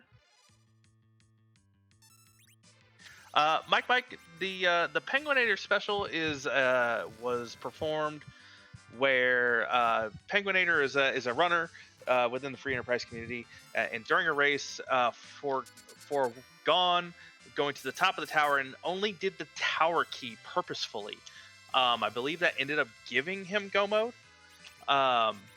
So it was it's been dubbed the Penguinator special to just do the super cannon room, not do the top of the tower, and just collect that item and move on.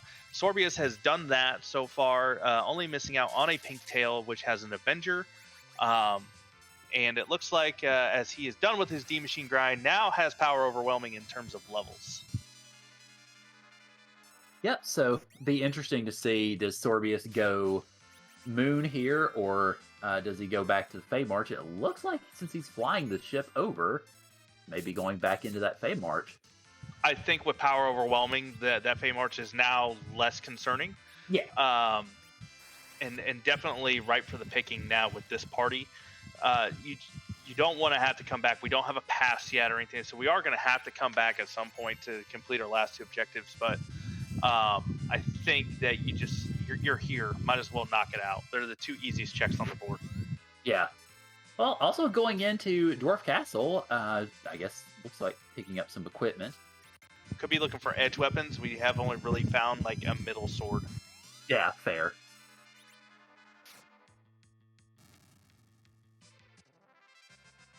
And is this a trap chest for Commander Leonhardt, or is he working through the gauntlet? I'm guessing trap chest because that's a lot of levels coming out of that. Ooh, that's a big pickup. Especially if Commander Leonhardt's gonna do more trap chests. There's a couple chests with some very rudely colored dragons here in Lunar Sun Trade. That Dragoon Spear is gonna make that a lot simpler. Mm-hmm.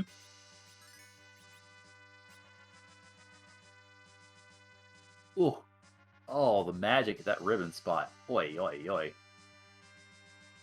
Yeah, unfortunately, Dr. Cossack trying to maybe get another Leviathan. I don't think. Nope. Eh, yipes. Dathis, meanwhile, is rewarded with the pan, has been doing a lot of shopping and wrapping things up on the overworld. So he's got the pan, going to be taking on this Dark Elf, and will be getting the Darkness Crystal here shortly. He's doing a lot of doors, so it looks like he's in the maybe upper 30s. I'm not certain. I didn't see specific levels on his. I was sort of concentrating on what some of the other runners were doing to try to deal with this. Yeah, with Palom at least has the tier 3 spells. Ooh, that trap chest only having it wasn't a trap, he's using sirens. Yeah, it was since I saw the King reuse up, and I realized that this was an intentional grind with a couple of sirens that Leonhardt's been able to pick up. Looks like Sorbius found a couple of full moons. That's going to be really nice for the edge. Mm-hmm. And drain spears. Yeah. Oh, there you go. There's your dart.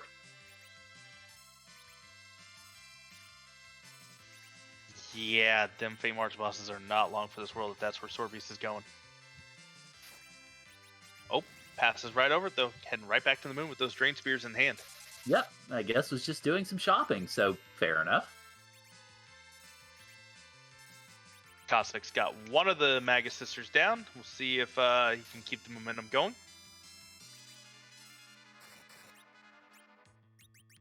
It is worth noting at this point, we have, I believe, Neobari was saying 23 runners in this fair race this evening, and the number of them that have finished, there's a grand total of 0, so everybody is having themselves bukus of fun tonight, and I hope y'all are too. Yeah, I'm not surprised by that at all, considering what we've seen here on the restream. Yeah, no kidding. Yeah, and definitely Neobari posting the runner link. Definitely make sure and follow our runners. They are all wonderful members of the community and really, really good at this game. So definitely go follow them if you have the opportunity, and you will get even more great gameplay from them. And also do want to shout out our restream team. Neobari's been putting on the restream, making sure everything looks and sounds great. Heart Gamer for tracking, keeping us honest a number of times up here in the booth. And to my co-commentator, Karant, welcome back to the booth. And it's been a while since you've been in here, so we're glad to have you back. Oh, I definitely appreciate it. It has been a very auspicious day all around, so it's a nice way to finish it off with being here with you guys tonight. So I definitely appreciate the opportunity. It has been a blast. I hope you guys have enjoyed this, because it has been quite the show. Yep, and it looks like round 1 for Sorbius for the moon is going to be Mylon Z.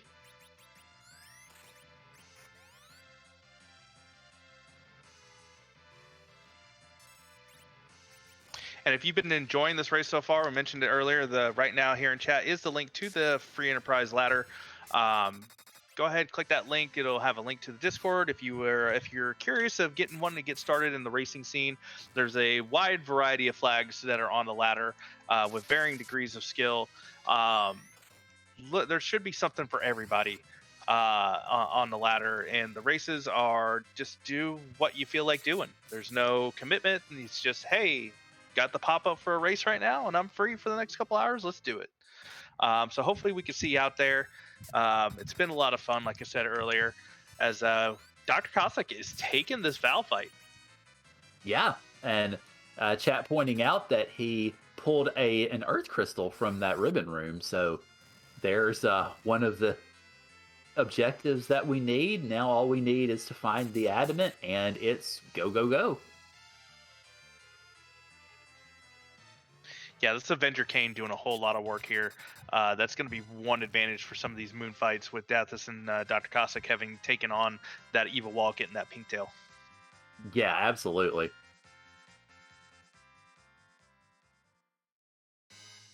Yeah, that Kane is doing a lot to make this fight a lot easier for Dr. Cossack. So we'll see if this ends up yielding value, or if it's simply another one of the many, many troll spots that we have already found.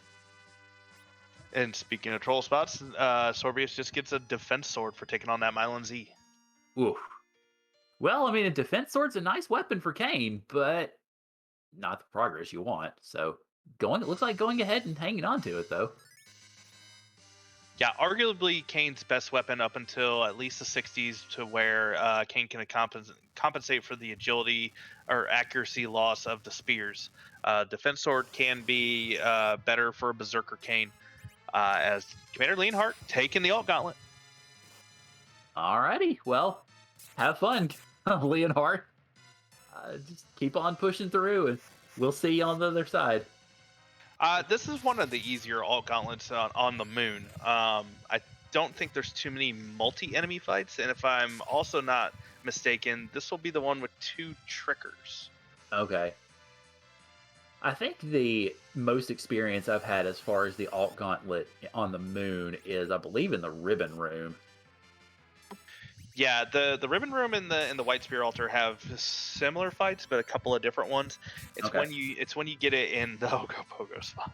Oh God. That's where the trouble arises. I can imagine.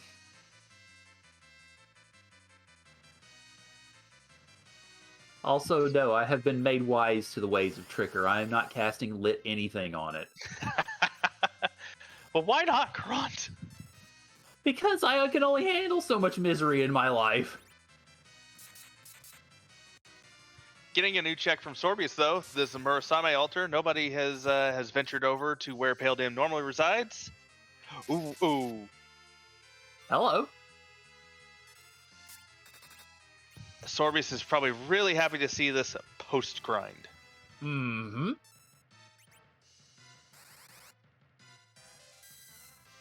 That was 800 damage on that first wave. Yeah. Definitely a good post fight. Looks like is gonna get the heals up. Oh, she lived. Oh wow! Wow! Right on the heels of it too. Oh my goodness.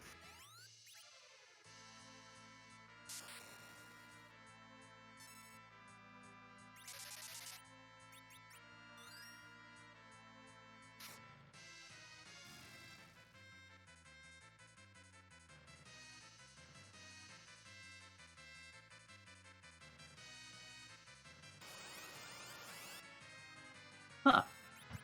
Rat tail, not a bad pickup. Yeah, not at all. Baron Key for Sorbius, on the other hand.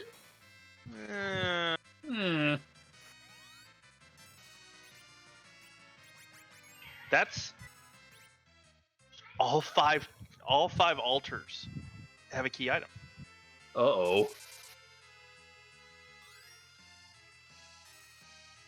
The most stacked moon I've seen in a long time.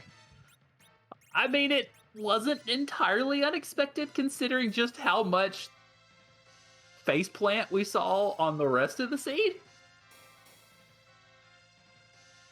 And Dr. Cossack heading back there is going to be probably checking the rat tail, checking the earth crystal. Yeah, not at all surprised. I mean, it's especially getting that much value from what he's checked. Yeah. If you get the adamant out of either of those, it's bzz. Oh, we don't know what's from the white spear altar yet. That's true. Getting there, though. One more tricker. I mean, even if it's not a key item, 4 out of 5 ain't bad at all. Oh, yeah. Absolutely. And a defense sword, which, you know, with this team, defense swords is actually pretty nice. Yeah.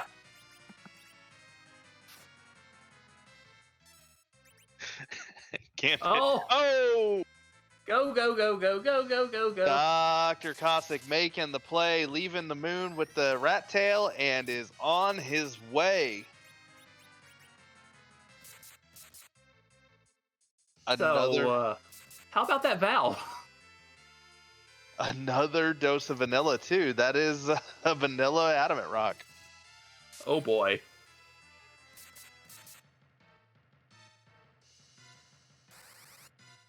Who does Dr. Cossack want in this party? Good question.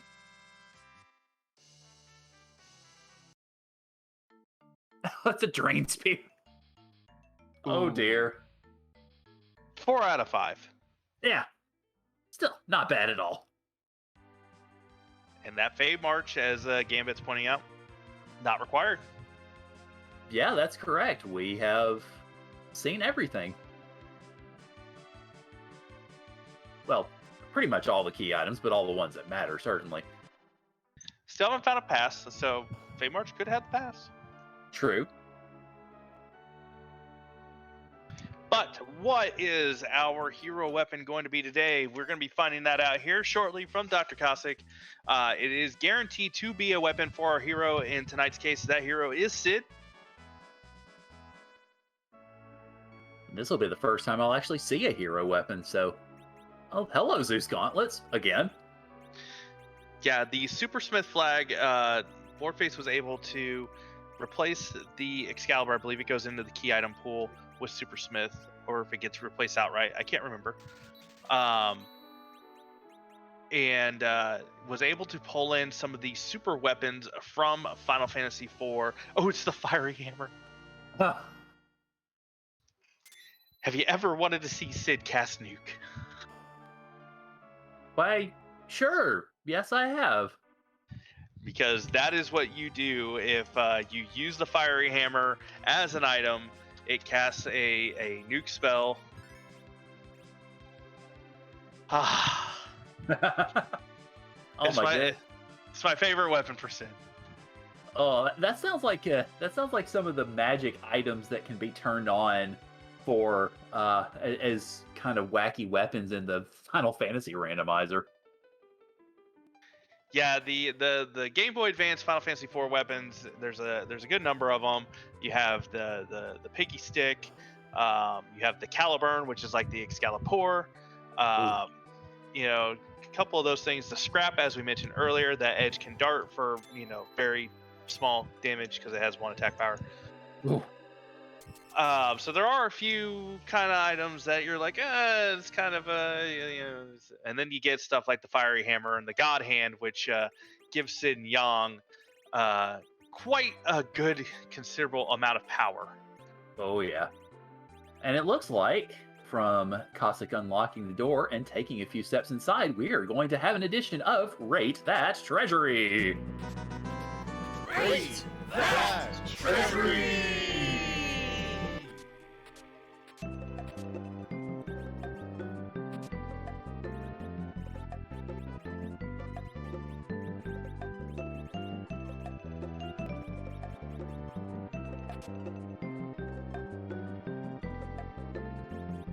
I'm going with a 5 out of 10. Like, I mean, it was a lot of things.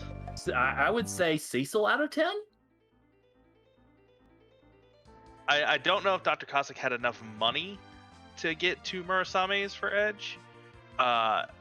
If he chooses to go back to see Coco, he's got enough money now with all that crystal gear. Mm-hmm. It's definitely going shopping for something because he's going ahead and taking the... I bet you it's more Drain Spears. I wouldn't be surprised. Commander Leonhardt doesn't know it, but this Val is gating his progress through the rest of the seed. Also, I feel it worth noting, we have a first place finisher. Pankraz finished in first place with an official time of 1 hour, 30 minutes, 52 seconds. So GG's to Pankraz and holy mackerel. Yeah, this is a seed, that is for sure. Just being able to complete it, and coming first in this large field that we have, with 23 runners in this race, and just getting the first one done here, as we're getting Dr. Cossack is going to be pretty close. Yep. And thank you, Pankraz, for the raid. Welcome to the restream of the Monday night race. I hope, Pankraz, I hope your experience with the seed was not super tumultuous, because that's kind of what we've seen on this side of things. Yep, we've got Sorbius working through the Magus Sisters at the Ribbon Room right now. Commander Leonhardt has the Rat Tail in hand. We'll see if he decides to head back to Earth to turn that in.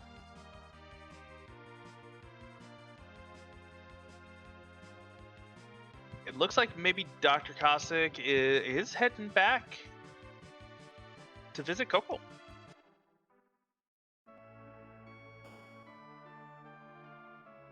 We had a rare white cast from Sorbius's Porum.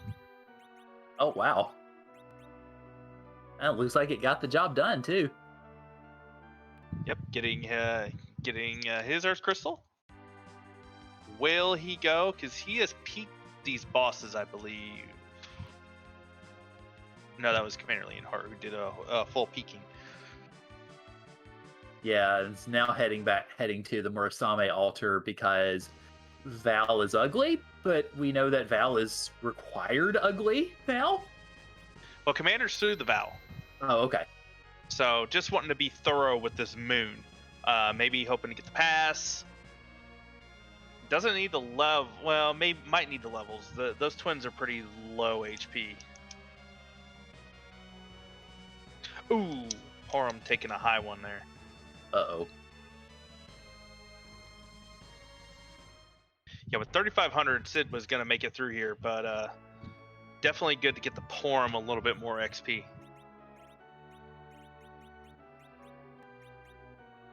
Yeah, Chad asking about Defense Sword at DKC. Defense Sword was the Cave Bahamut reward. Right.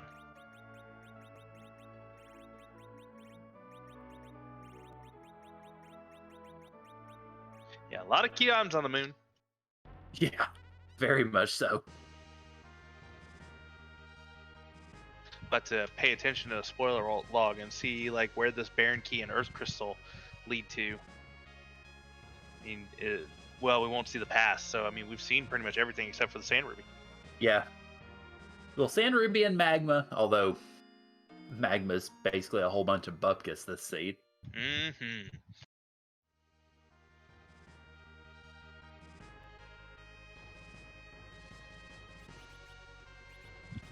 Dr. Cossack is a little bit low on levels. Might want to, not sure if he's planning to maybe pick some trap chests on the way down here. Has not found the pass. Has the Avenger slept on Kane? Yeah, we'll see. I don't know. He's got a couple of sirens, so he could conceivably do those gold dragons. And also we'll mention, Possum Morpheus has finished in second place with an official time of 1 hour, 39 minutes, 8 seconds. So GG Possum Morpheus. GG's. Commander Leonhardt, being thorough on the moon, is going to take on the Mylon Zed. Hoping to pull just a pass, but does have the White Spear Cane, so is probably going to make really short work of this.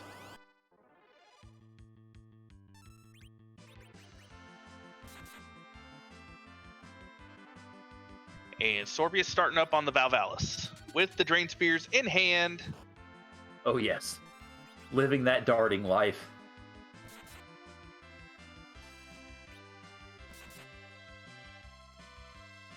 And it looks like Dr. Cossack's going to be doing Gold Dragons, waiting for Kane to do the work here.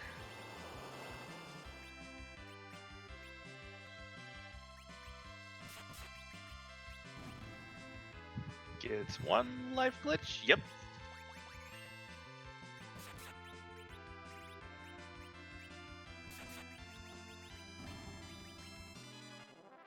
Doing some menuing inventory management as well. That was, one less menu to equip those Murasames for the edge. Yeah, absolutely.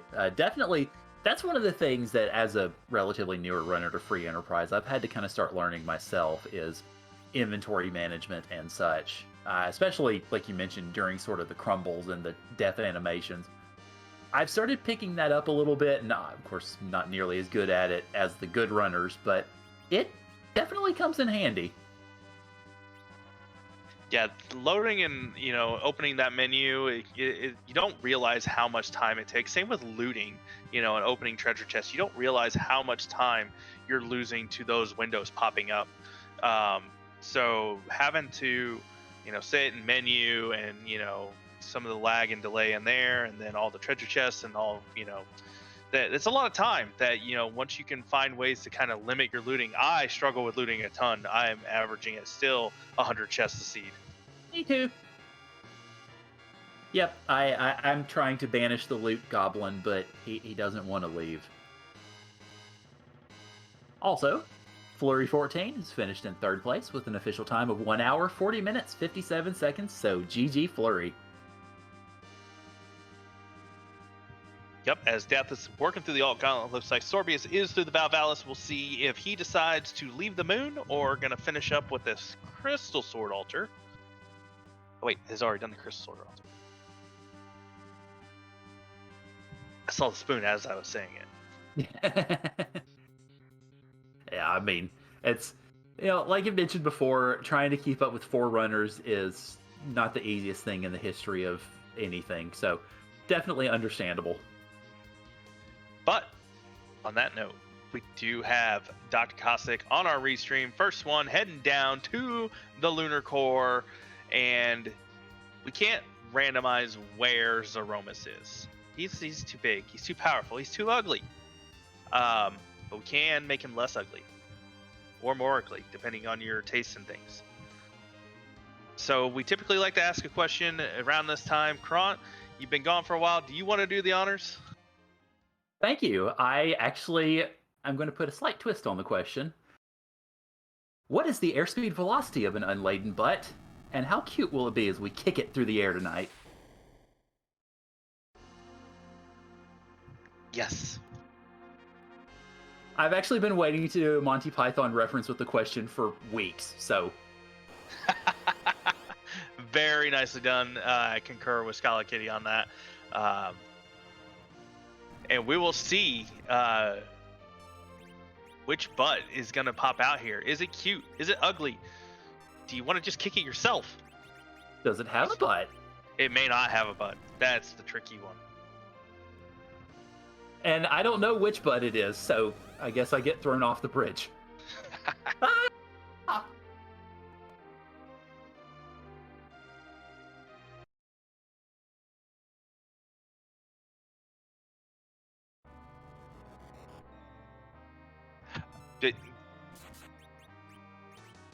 Who said there was no butt? Nah. Just hidden and terrifying. Seymour! Yeah, not going. Oh, Commander Leonhardt has not turned into Rat Tails. Looking like gonna head up through the Tower of Zot. Oh boy. Well, you said trying to be very thorough, and definitely being very thorough. Oh, he hasn't done Tower. He hasn't done the Tower Key yet, so he hasn't got the Legend Sword. Oh, that's true. Yeah, I was... Admittedly, my newly restored vision wasn't able to see if that was lit up or not, so that is a very good point. Thank you for bringing that up. Yep. Meanwhile, Sorbius, on the other hand, has turned in the Rat Tail, is going to get his Fiery Hammer.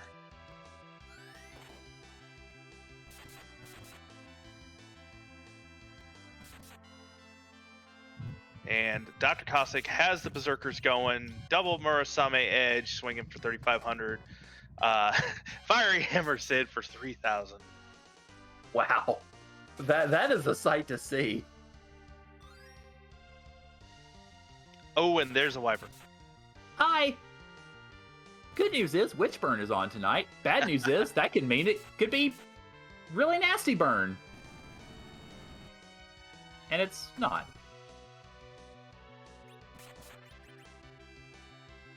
Yep, just a tickling tornado.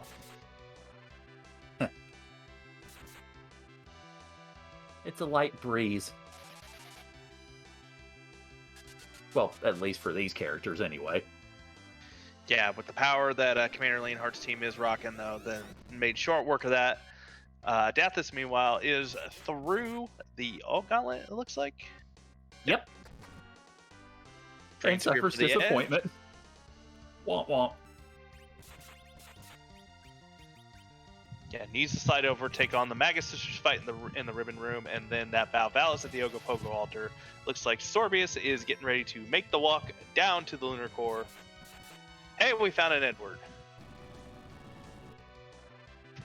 Lord Hayati, yes. On this particular flag set, Wyvern can roll Big Bang. And as Chad is pointing out, it happened last week. And I will say, our runners before they started the race were speculating as to whether Wyvern would have Big Bang or any variety of different pain attacks. So Tornado, not so much. Yeah, Meteo was one of the things that they speculated, which, oi.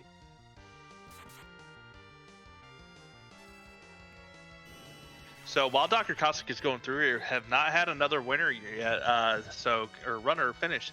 So it is playing for 4th place right now. Yep. Yeah, we still have our 3 finishers to this point. So looks like Cossack could very well be in very good company. Of course, we say that, and then Dakar Smash finishes in 4th place with a time of 1 hour, 47 minutes, and 48 seconds. So, well, we jinxed it, I guess. GG's to him, but Dr. Cossack is not in a good spot right now. Oh, does have the rocks. Can his Kane and Sid dodge a few rolls? Oh, Kane dodged it. And they get these last few hits out as we have rocks from Dathis. And that's a crack smash in a boom. GG's in for Dr. Cossack. And we got ourselves a flurry of finishes right around that same moment. So let's go ahead and detail all of them. So GG's to Dr. Cossack, who finished in 5th place with a time of 1:48.09. Dark Kobold finished in 6th place with a time of 1:48.16.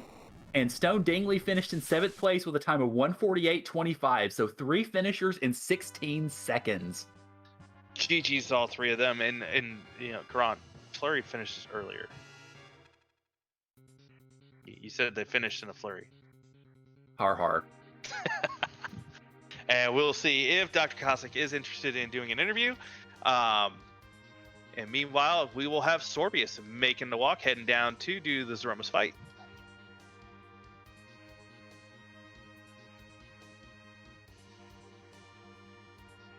All right, so it'll be interesting to see what Sorbius thinks of said butt. And what Dathis thinks of said butt. Or not said butt, not yet. Nope, Dathis will be tackling Valvalis here shortly.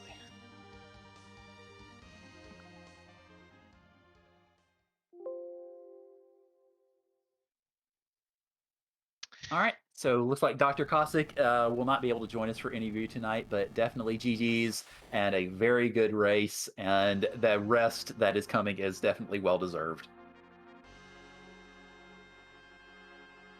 Yep, GG's Dr. Cossack, well-run race, did a fantastic job. If you watch this back and join us, excellently well done. As Dathis is taking on the Valvalis, Sorbius is starting his Zeromus fight. Commander Leonhardt is chasing the Baron Key.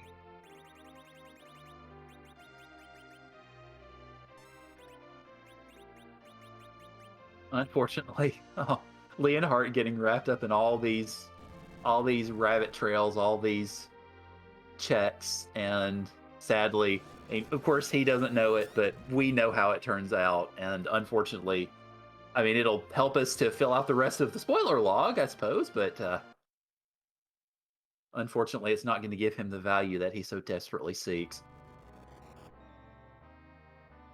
Yeah, I wonder if it's the evil wall at the top of the tower that maybe steered him away from that. I wouldn't be surprised. And I could understand it given the levels when they came into the underground. I also won't lie, I totally forgot Golbez was in this spot. I kind of did too. So I guess the joke's on us this time, isn't it? Yep, Sorbius meanwhile is getting going here. Gonna try and get his spoon on, get his darts going, get the berserks going.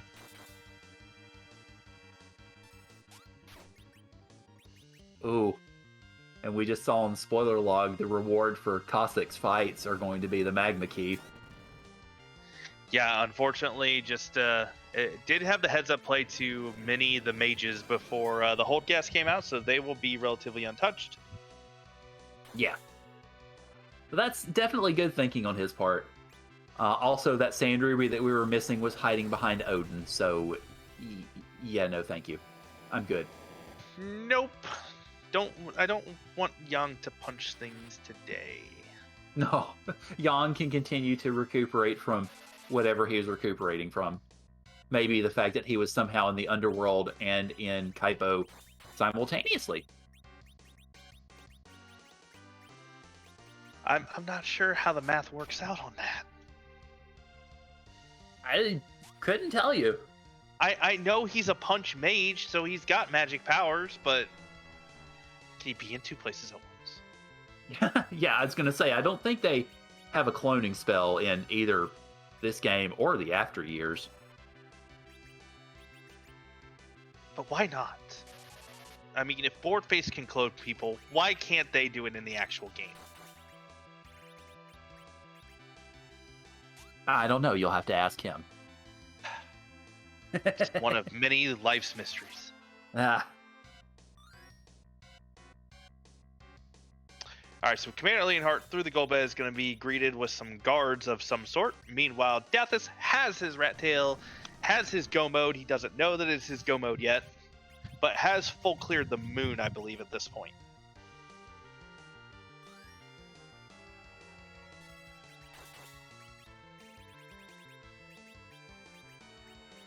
I admit I've kind of lost track of what all Dathus has done, but yeah, definitely has all the tools necessary to go ahead and finish this out, and is likely going to employ said tools expeditiously.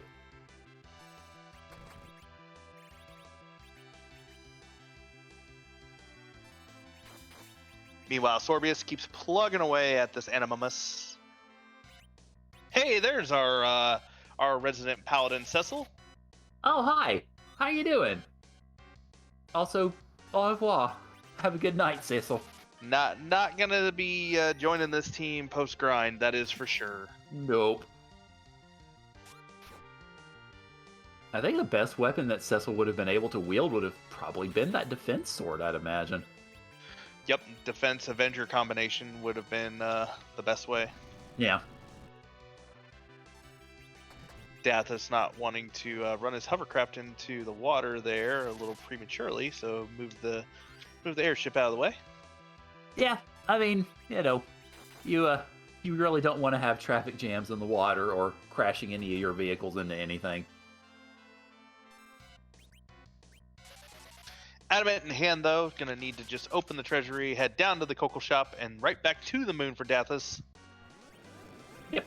Go mode is going to be present very soon, and I'm pretty sure Dathus is quite relieved to be at that point now.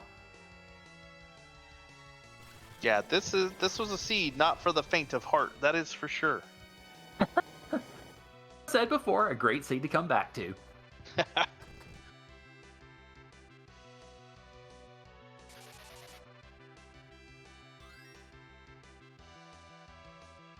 I'll be curious to see if Dathus goes ahead and decides to raid the treasury, or is just content with opening the door. Yep, looks like just opening the door.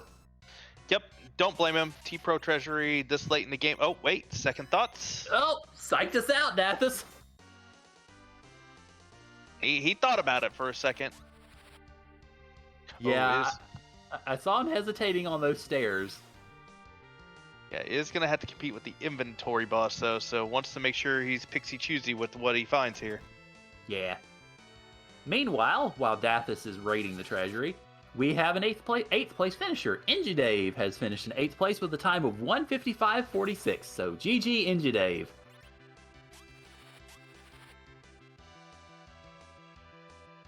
GG's as well.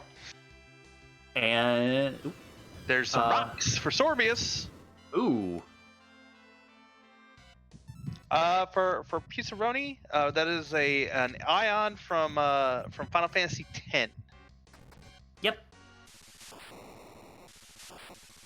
definitely a very good game. If you haven't played it yet, go play it. It's good. And Very good. There's the boom. Sorbius is through. And Get some has GGs. Yep, GG Sorbius has finished in 9th place with an official time of 1 hour 56 minutes and 14 seconds.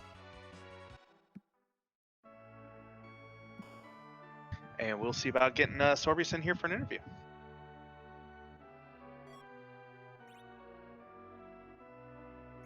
Meanwhile, Dathis is going to go get his hammer. I'm sure we'll be very happy to see that his Sid is now a very lit one. And we are now joined in chat by Sorbius. GG, Sorbius. GG. How you feeling about that one? I feel like I missed several places by checking that twin harp that I probably should have faded. It was interesting with how bare the overworld was with key items. Well, Yeah, the thought was there's got to be something at this twin harp, and never harp is kind of a ladder meme. I figured no one was going to do it, and if it was something, then I would be way ahead. And then it was just an elixir, and I was very sad. Yeah, unfortunately, everyone did it before the hook route, except for you and Dr. Cossack. And you were the first runner on the restream to be underground. So getting through that hook route, getting through the Asura, the Mom Bomb, how are you feeling at that point? Are you feeling behind, or are you feeling pretty good about yourself? At that point, I felt pretty ahead. I was underground in about 30 minutes just after, I think. Yeah, I saw the Mom Bomb. Wasn't super worried about it at the Rubicon spot. It's kind of nasty at the King Queen spot. Yeah, no, I felt pretty good till I hit the top of tower and bounced off of Evil Wall, and then kind of wandered around for a little bit, trying to find something to do. I didn't want to use my one siren on an egg. Yeah, that Evil Wall just ends up being the pink tail leading to an Avenger. Yeah. Which would have been nice, but certainly not required, fortunately. Yeah, so did you check a few of the moon bosses? I'm trying to remember back. Did you check a few of the moon bosses before the D Machine? I checked K value, and Okay. I went and bought the 2 full moons for Edge. Gotcha. So what made you decide to go? You have 8 key items at that point. What made you decide to go with the D Machine grind there? Well, I mean, there weren't any sirens available because I'd seen all the shops at that point. I really still didn't want to just do a couple dragons and then go back to Earth and go through the checks. If I was going to do a grind, I wanted to just do the whole thing. So I just went and did the whole thing. Yeah, we actually looked like we had, different grinds going on. If you were to watch this back, we have a door grind, we had a couple of lunar subterranean traps, mostly lunar bosses with a couple of gold dragons. So yeah, everybody on the restream did a little bit of something different in this one. Good. I'm glad it wasn't just 10 minutes of D machines on everyone's screen at various points. So, how badly were you hoping that you didn't have to go back and do the stuff on that Fey March? Oh, that was the very last place I was going to go.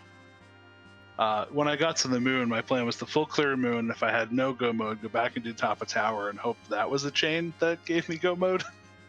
And so I didn't have Fey March. Really, the Baigen, the Odin's not too bad there. That spot doesn't have that much health. But that Baigen is mean. Yeah, we saw that from pretty much all of the runners. They all came in, they all grabbed everything from the Fey March, they all took a look at those bosses and maybe set land speed records for the speeds at which they cast the exit spell.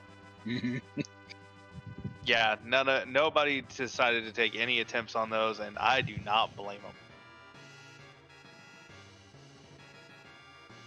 Those are on the short list of bosses you absolutely do not want to see, especially the Leviathan spot boss being Baigen.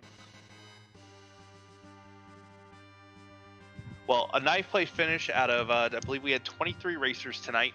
How are you feeling about the CHero ladder flag set? I like it quite a bit. especially when there's no boss hunts. Those sometimes can make the seeds turn into a pretty tedious, boss checking hunt. But yeah, overall, I think it's a really fun flag set. It's very difficult. Sid is not a very challenging hero. Having some of the best Supersmith weapons, and that all three of them are extremely good, and his agility being very, very manageable. So this was a very kind to CHero seed, I would say. So who is your least favorite hero? Oh, Edward, by quite a bit. Fast, it's very difficult for him to contribute at all until he gets a Supersmith weapon, and two of them are pretty underwhelming, so... If Spoon Flag was on, I'd like Edward Hero quite a bit more, but it is not. Yeah, well, that's all I have for Sorbius. Karan, do you have anything else? Nope. I asked pretty much any, the questions I had earlier, so I just want to repeat my GG Sorbius. Thank you for joining us for Restream, and hopefully you have a good night. I'm going to do my best. Thank you all for putting this on. Have a great one. Thanks, Sorbius. We'll look forward to seeing you in again. That was your 9th place finisher, second on the Restream, Sorbius. So GG's to him once again, as it looks like Dathus is gearing up for Zeromus. Commander Leonhardt was able to get to the tower and is, looks like, getting his team all equipped up. Found the pass. That must have been from the Odin spot? No, Odin had the Sand Ruby. No, I mean the Baron basement spot. Oh, right, the Odin throne. Okay. Sorry, I was thinking Odin and Feymars. But as Dathus is gearing up, and then Commander Leonhardt heading in as well, we did have a few more finishers. We've got Roger McBain in 10th place. We've got the Rump in 11th, PK4787 in 12th place, and Rex Banner in 13th. GG's to all of them. GG's to all. And as was the case earlier in the race, the finishers of, Harumph, PK, and Rex Banner in 11, 12, and 13 finished in about within 30 seconds of each other. So they're all deciding to have drama all at that same time. Yep, and we're going to have dueling Zeromus fights here shortly between Dathus and Commander Leonhardt. Commander Leonhardt's going to be about a minute and a half behind Dathus right now. Yeah, that's what it looks like. Considering some of the checks that Leonhardt had kind of been dragooned into with some of the other key items, this is really good time. Leonhardt has just sped into this finish really well. Yeah, being able to knock out a couple of these checks. Didn't do the top of the tower, so also did the Penguinator special. That really helped him speed up as well. Yeah. So going 16 for 17, getting the pass as well, so not having to do the walk. So is going to be revealing Enemamus here shortly. Oh, his death is doing Train Venture. Oh dear. I believe Dathus is doing an Avenger glitch with the Train Sphere on Kane. I'll have to double check that when Kane swings again here shortly.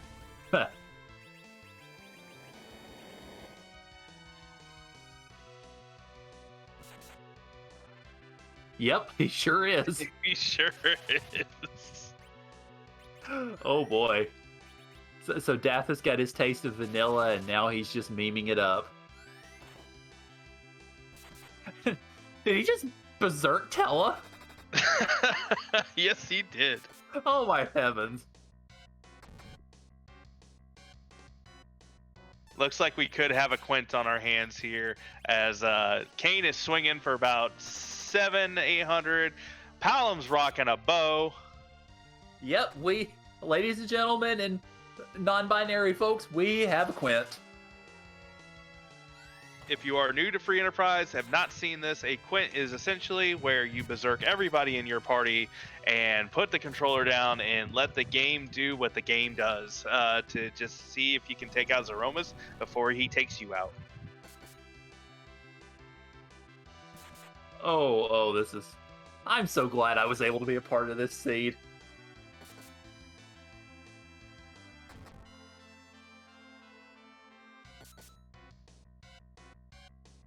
So we have Quint from Dathis in the top left. We have Commander Leonhardt bottom right, probably getting his berserkers going.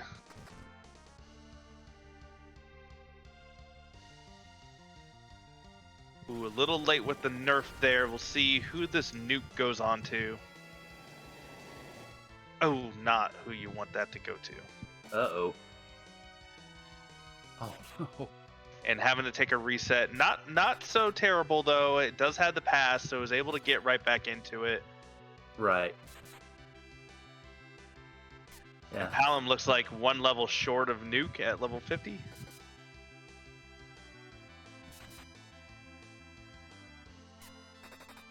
Meanwhile, the Quint strategy so far, we got a silent staff on Porum. We've got bow and arrow, probably those arty arrows on Palom.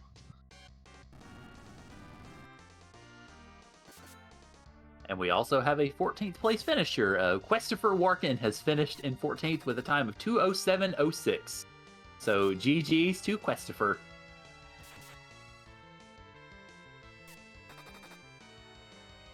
GG's.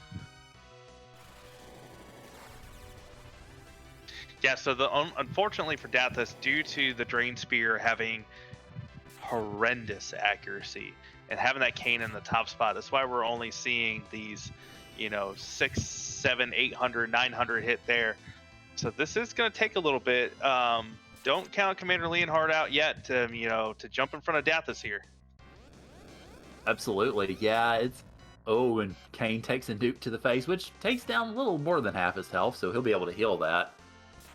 Yeah, and with that nuke, that means Dathis is in phase 2, though. So getting, 2,500, 3. Oh, there's a big hit. Yeah, he could end up pulling this off. Oh, I don't think it's a matter as if he gets through this. This is with how hard Kane is hitting, he's going to heal in between these big bangs. He's hitting 3, 4, 5 times. It's just how long will it take? Yeah, that's fair. I think this is the first time I've ever seen anybody try to drain spear Zeromus, so... I personally like doing it with the Drained Sword. It has a little bit better accuracy, but... Yeah. Drained Spear's what you got.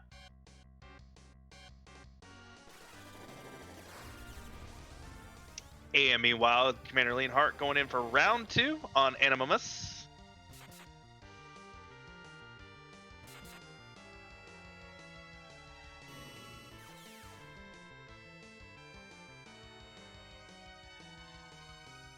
Yeah, with that Avenger glitch, these black holes are not removing the Berserker status. It's being reapplied on Kane's next turn, so that's why you'll see him hit for about 300 damage. Ooh, that's low. Can he get back up over 22? Oh, easily. Yeah, I was going to say with that 1600 hit, that'll do it.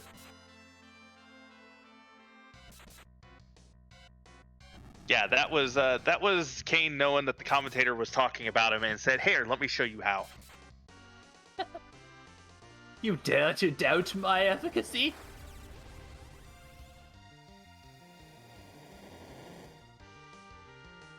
Ooh, another high big bang. Only taking him down to 14 though. Kane getting right back up.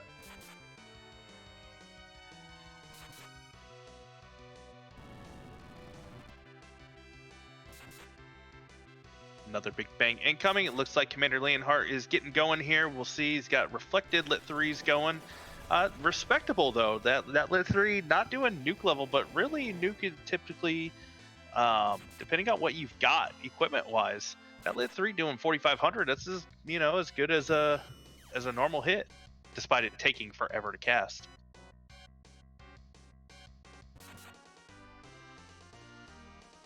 Sorby is asking, did anyone else keep Tella? Well, I was going to say Dathis has a dead Tella right now, so yes.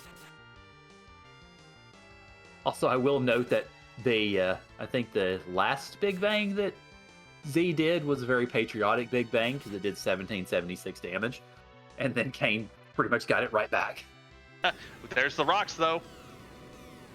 for those new, that Meteo means that Zeromus is less than 12,000 HP before finishing him out, so just needs to go a little bit further. Yeah, it looks like Dathus has pretty much got this in hand. Those Meteos are not going to take him down, and the Drain Spear strats are going to get that HP right back, sometimes in just one swing. So, yeah, it looks like this is a done deal, just a question of when. Should be any swing here now. He keeps rolling these thousands, and he'll be out of here.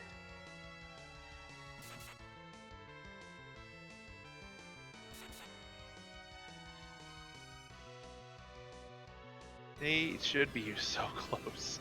Oh, yeah.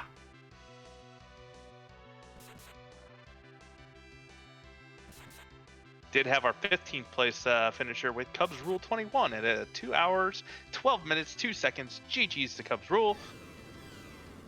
GG Cubs Rule. Also, go Braves. And there's the crackle, and boom! Drain Venger Kane is standing alone with this Animamus heading downward. Get your GG's in the chat for Dathus. We will see about getting him in here for an interview. Yeah, GG Dathus. And Dathus now joins us in chat. GG Drain Venger. Quint. Oh, yes, you definitely won over the hearts of chat tonight with that, I can tell you. All I have to say, everybody, it doesn't matter how fast you go. Don't let your memes be dreams. Given to every single one of them.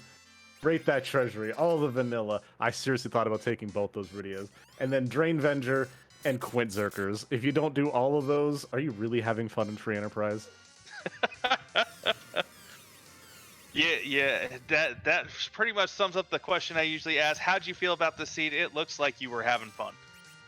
I was having a blast. The early part of the seed was like, okay, you got you got Kane, you got Sid, you have a Dwarf Axe, you have a Strength Ring. It's just like, this is everything you need for the early game. I found the Cursed Ring eventually around the mid, and I'm like, wow, perfect, wicked. There goes all of my agility issues. And then I saw that Fey March, we're like, we'll deal with you later. That was what everybody said. Thank goodness we never had to deal with it. Yep, just a Sand Ruby, as you'll see here in your spoiler log, that Odin was gating your Yang if you wanted a Punch Mage. Oh boy, I'm so excited. You sound very thrilled. Oh, yeah.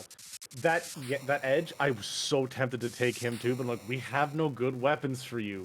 Just fine, sit on the sidelines. And then I saw the Kakol shop and was like, but why? Why are the monster mutants here? And real quick, we are joined by Commander Leonhardt. GG's Commander Leonhardt on your finish. I saw Thanks. I mean, I was glad to see those Murasames. Why are the monster mutants here? What was your final squad? And real quick, we are joined by Commander Leonhardt. Edge, GG's Commander Twins, Leonhardt on your Kane, finish. Sid, and I struggled with that Edge for Tella, but it worked out. I thought about the exact same trade-off, my dude. Mm-hmm. I went Quint in the end, and Tella got a couple of good bonks off with his staff. Nice. Yeah, as X Pancras pointing out, there were long swords in Fabul, there was full moons in Evelyn Cave as well. If you wanted to purchase. Yeah. Shopping for anything that isn't life potions? What is this? I was about to say, you had to drag me by the scruff of my collar to Agart for the life potions, and that was only because of that mom bomb. Well, there were also drain spears for sale for darting. I found mine. I don't need to buy that. I did not. Where were the drain spears? Because, yeah, I didn't do that either. I believe in the cave as well, as I think where Sorbius got some. Yes, I believe that's where they were. Oh, yes. I got some coffins and some hourglasses. Went on my way. Yep, it's good. So you guys get through the underground.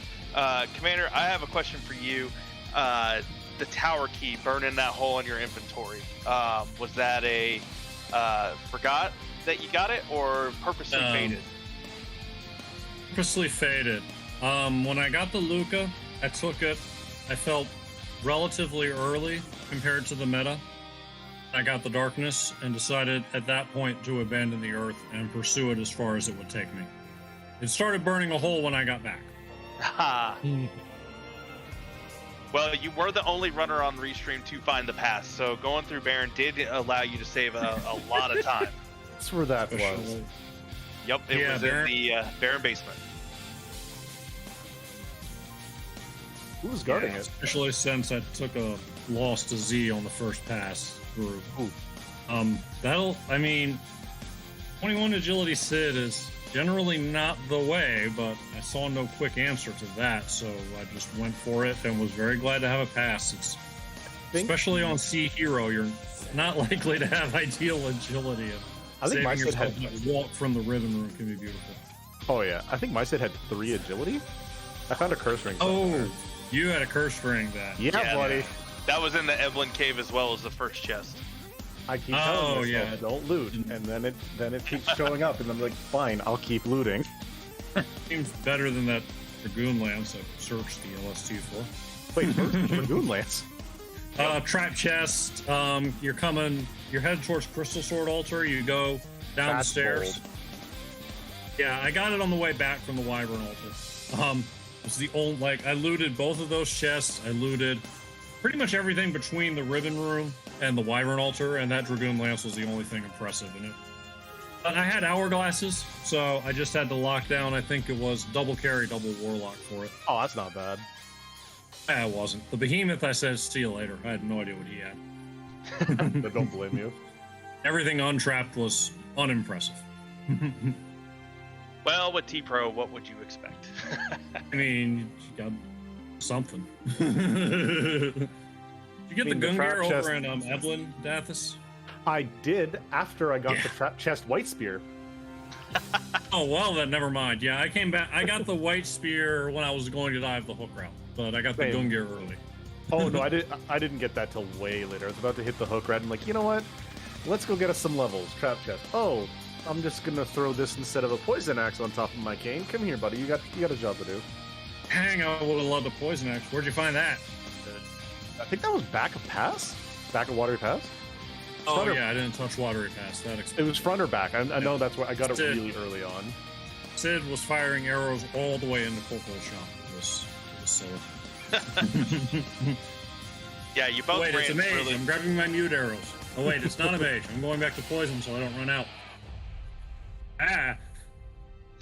Only not great, though. So how are you guys feeling about the CHero flag set? Ah. You go first, Davis. This is actually my second CHero flag that I've ever done. I like the idea that you have to focus around a specific character, no longer a specific slot. So the nice thing is when you have, say, Sid, who no longer is, quote, useful for you, you can throw him into the front line and your agility's still there, and you can toss your middle characters, say that Kane with an axe or with a really low accuracy spear, because they're all bad. Excuse me. And you can put him in the middle to adjust with his accuracy. Like, that kind of stuff's really nice.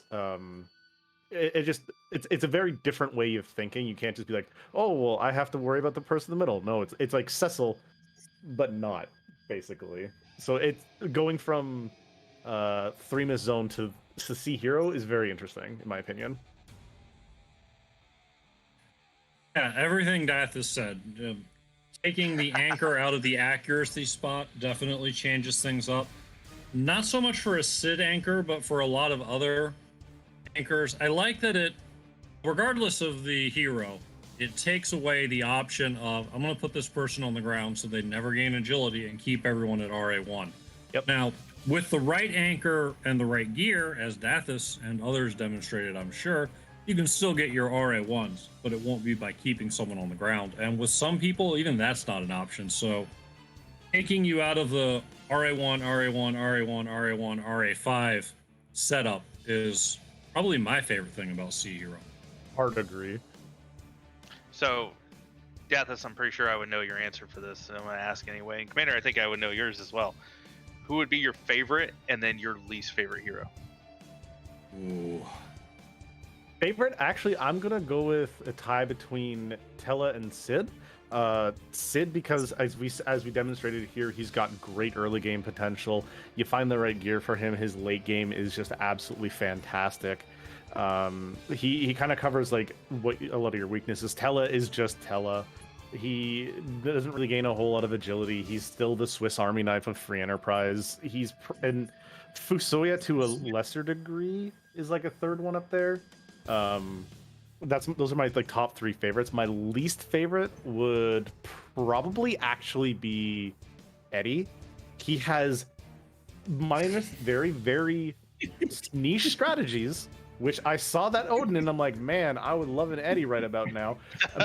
Very niche strategies. He is objectively the worst hero to have until you get the Forge if you have Super Smith on.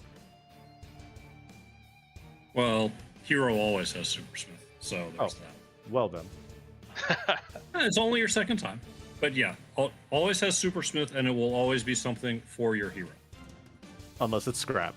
Unless, well, it That can't be is something for Edge. that counts as something for Edge. It's True. technically correct. So what about you, Commander? To answer that, Paul is actually my least favorite hero because I feel like the flag might as well not exist the moment you find a curse string. You can just level Tella, keep him cursed, and aside from being able to someone else in the center slot, if for some reason you want someone there other than Tella, you haven't changed anything from a basic run. I agree it's a very good hero to have, but it's not my favorite.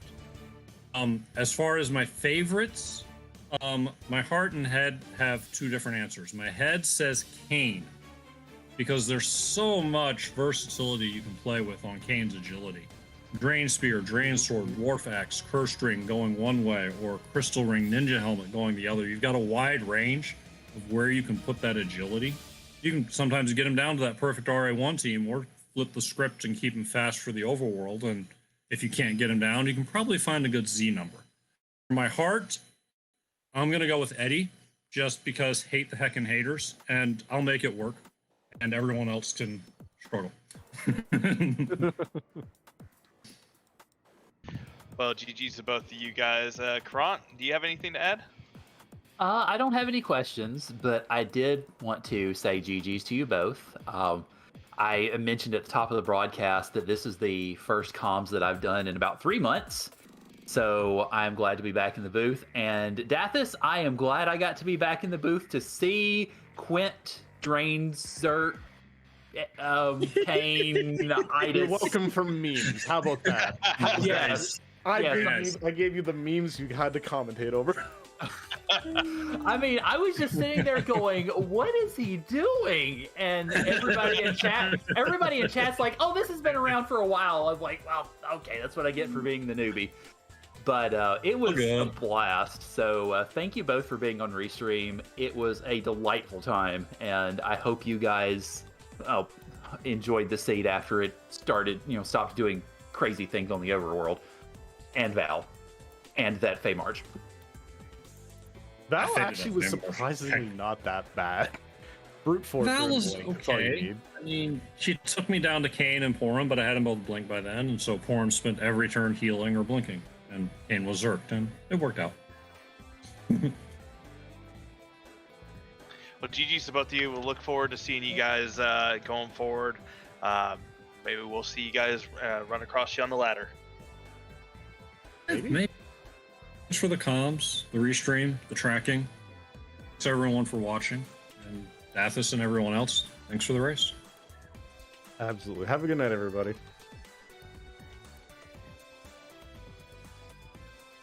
Well, that was Dathis and Commander Leonhardt. That is going to be the end of our broadcast. We are actually going to be heading over to Covington's for our raid tonight. They're actually currently running the race, so please, no spoilers as we head over there. One thing also to note, our weekly community races are starting back up as well. We have the new wacky race starting this Saturday at 2 p.m. Eastern. So check out the Discord for the details on that. We'll have the Massidian Jumping Club will be returning here shortly. I believe it's starting this week. Not on the restream, but it is coming back. We have Friday night community race, the Sunday Slapdash, and then next week also we will have the Pink Puff Club will be starting up. So if you are a newer runner or wanting to start running free enterprise, look for the details on the Pink Puff Club as well. Thank you to Neobari and to Heart Gamer. Sorry, I almost forgot, but I remembered. And to my co-commentator Karat, it's a pleasure as always to work with you. Likewise, thank you for having me, and yeah, it was a great stream, and thank you all for joining us on Free Enterprise. Have a good night, and we'll see you all over with Cummingtons.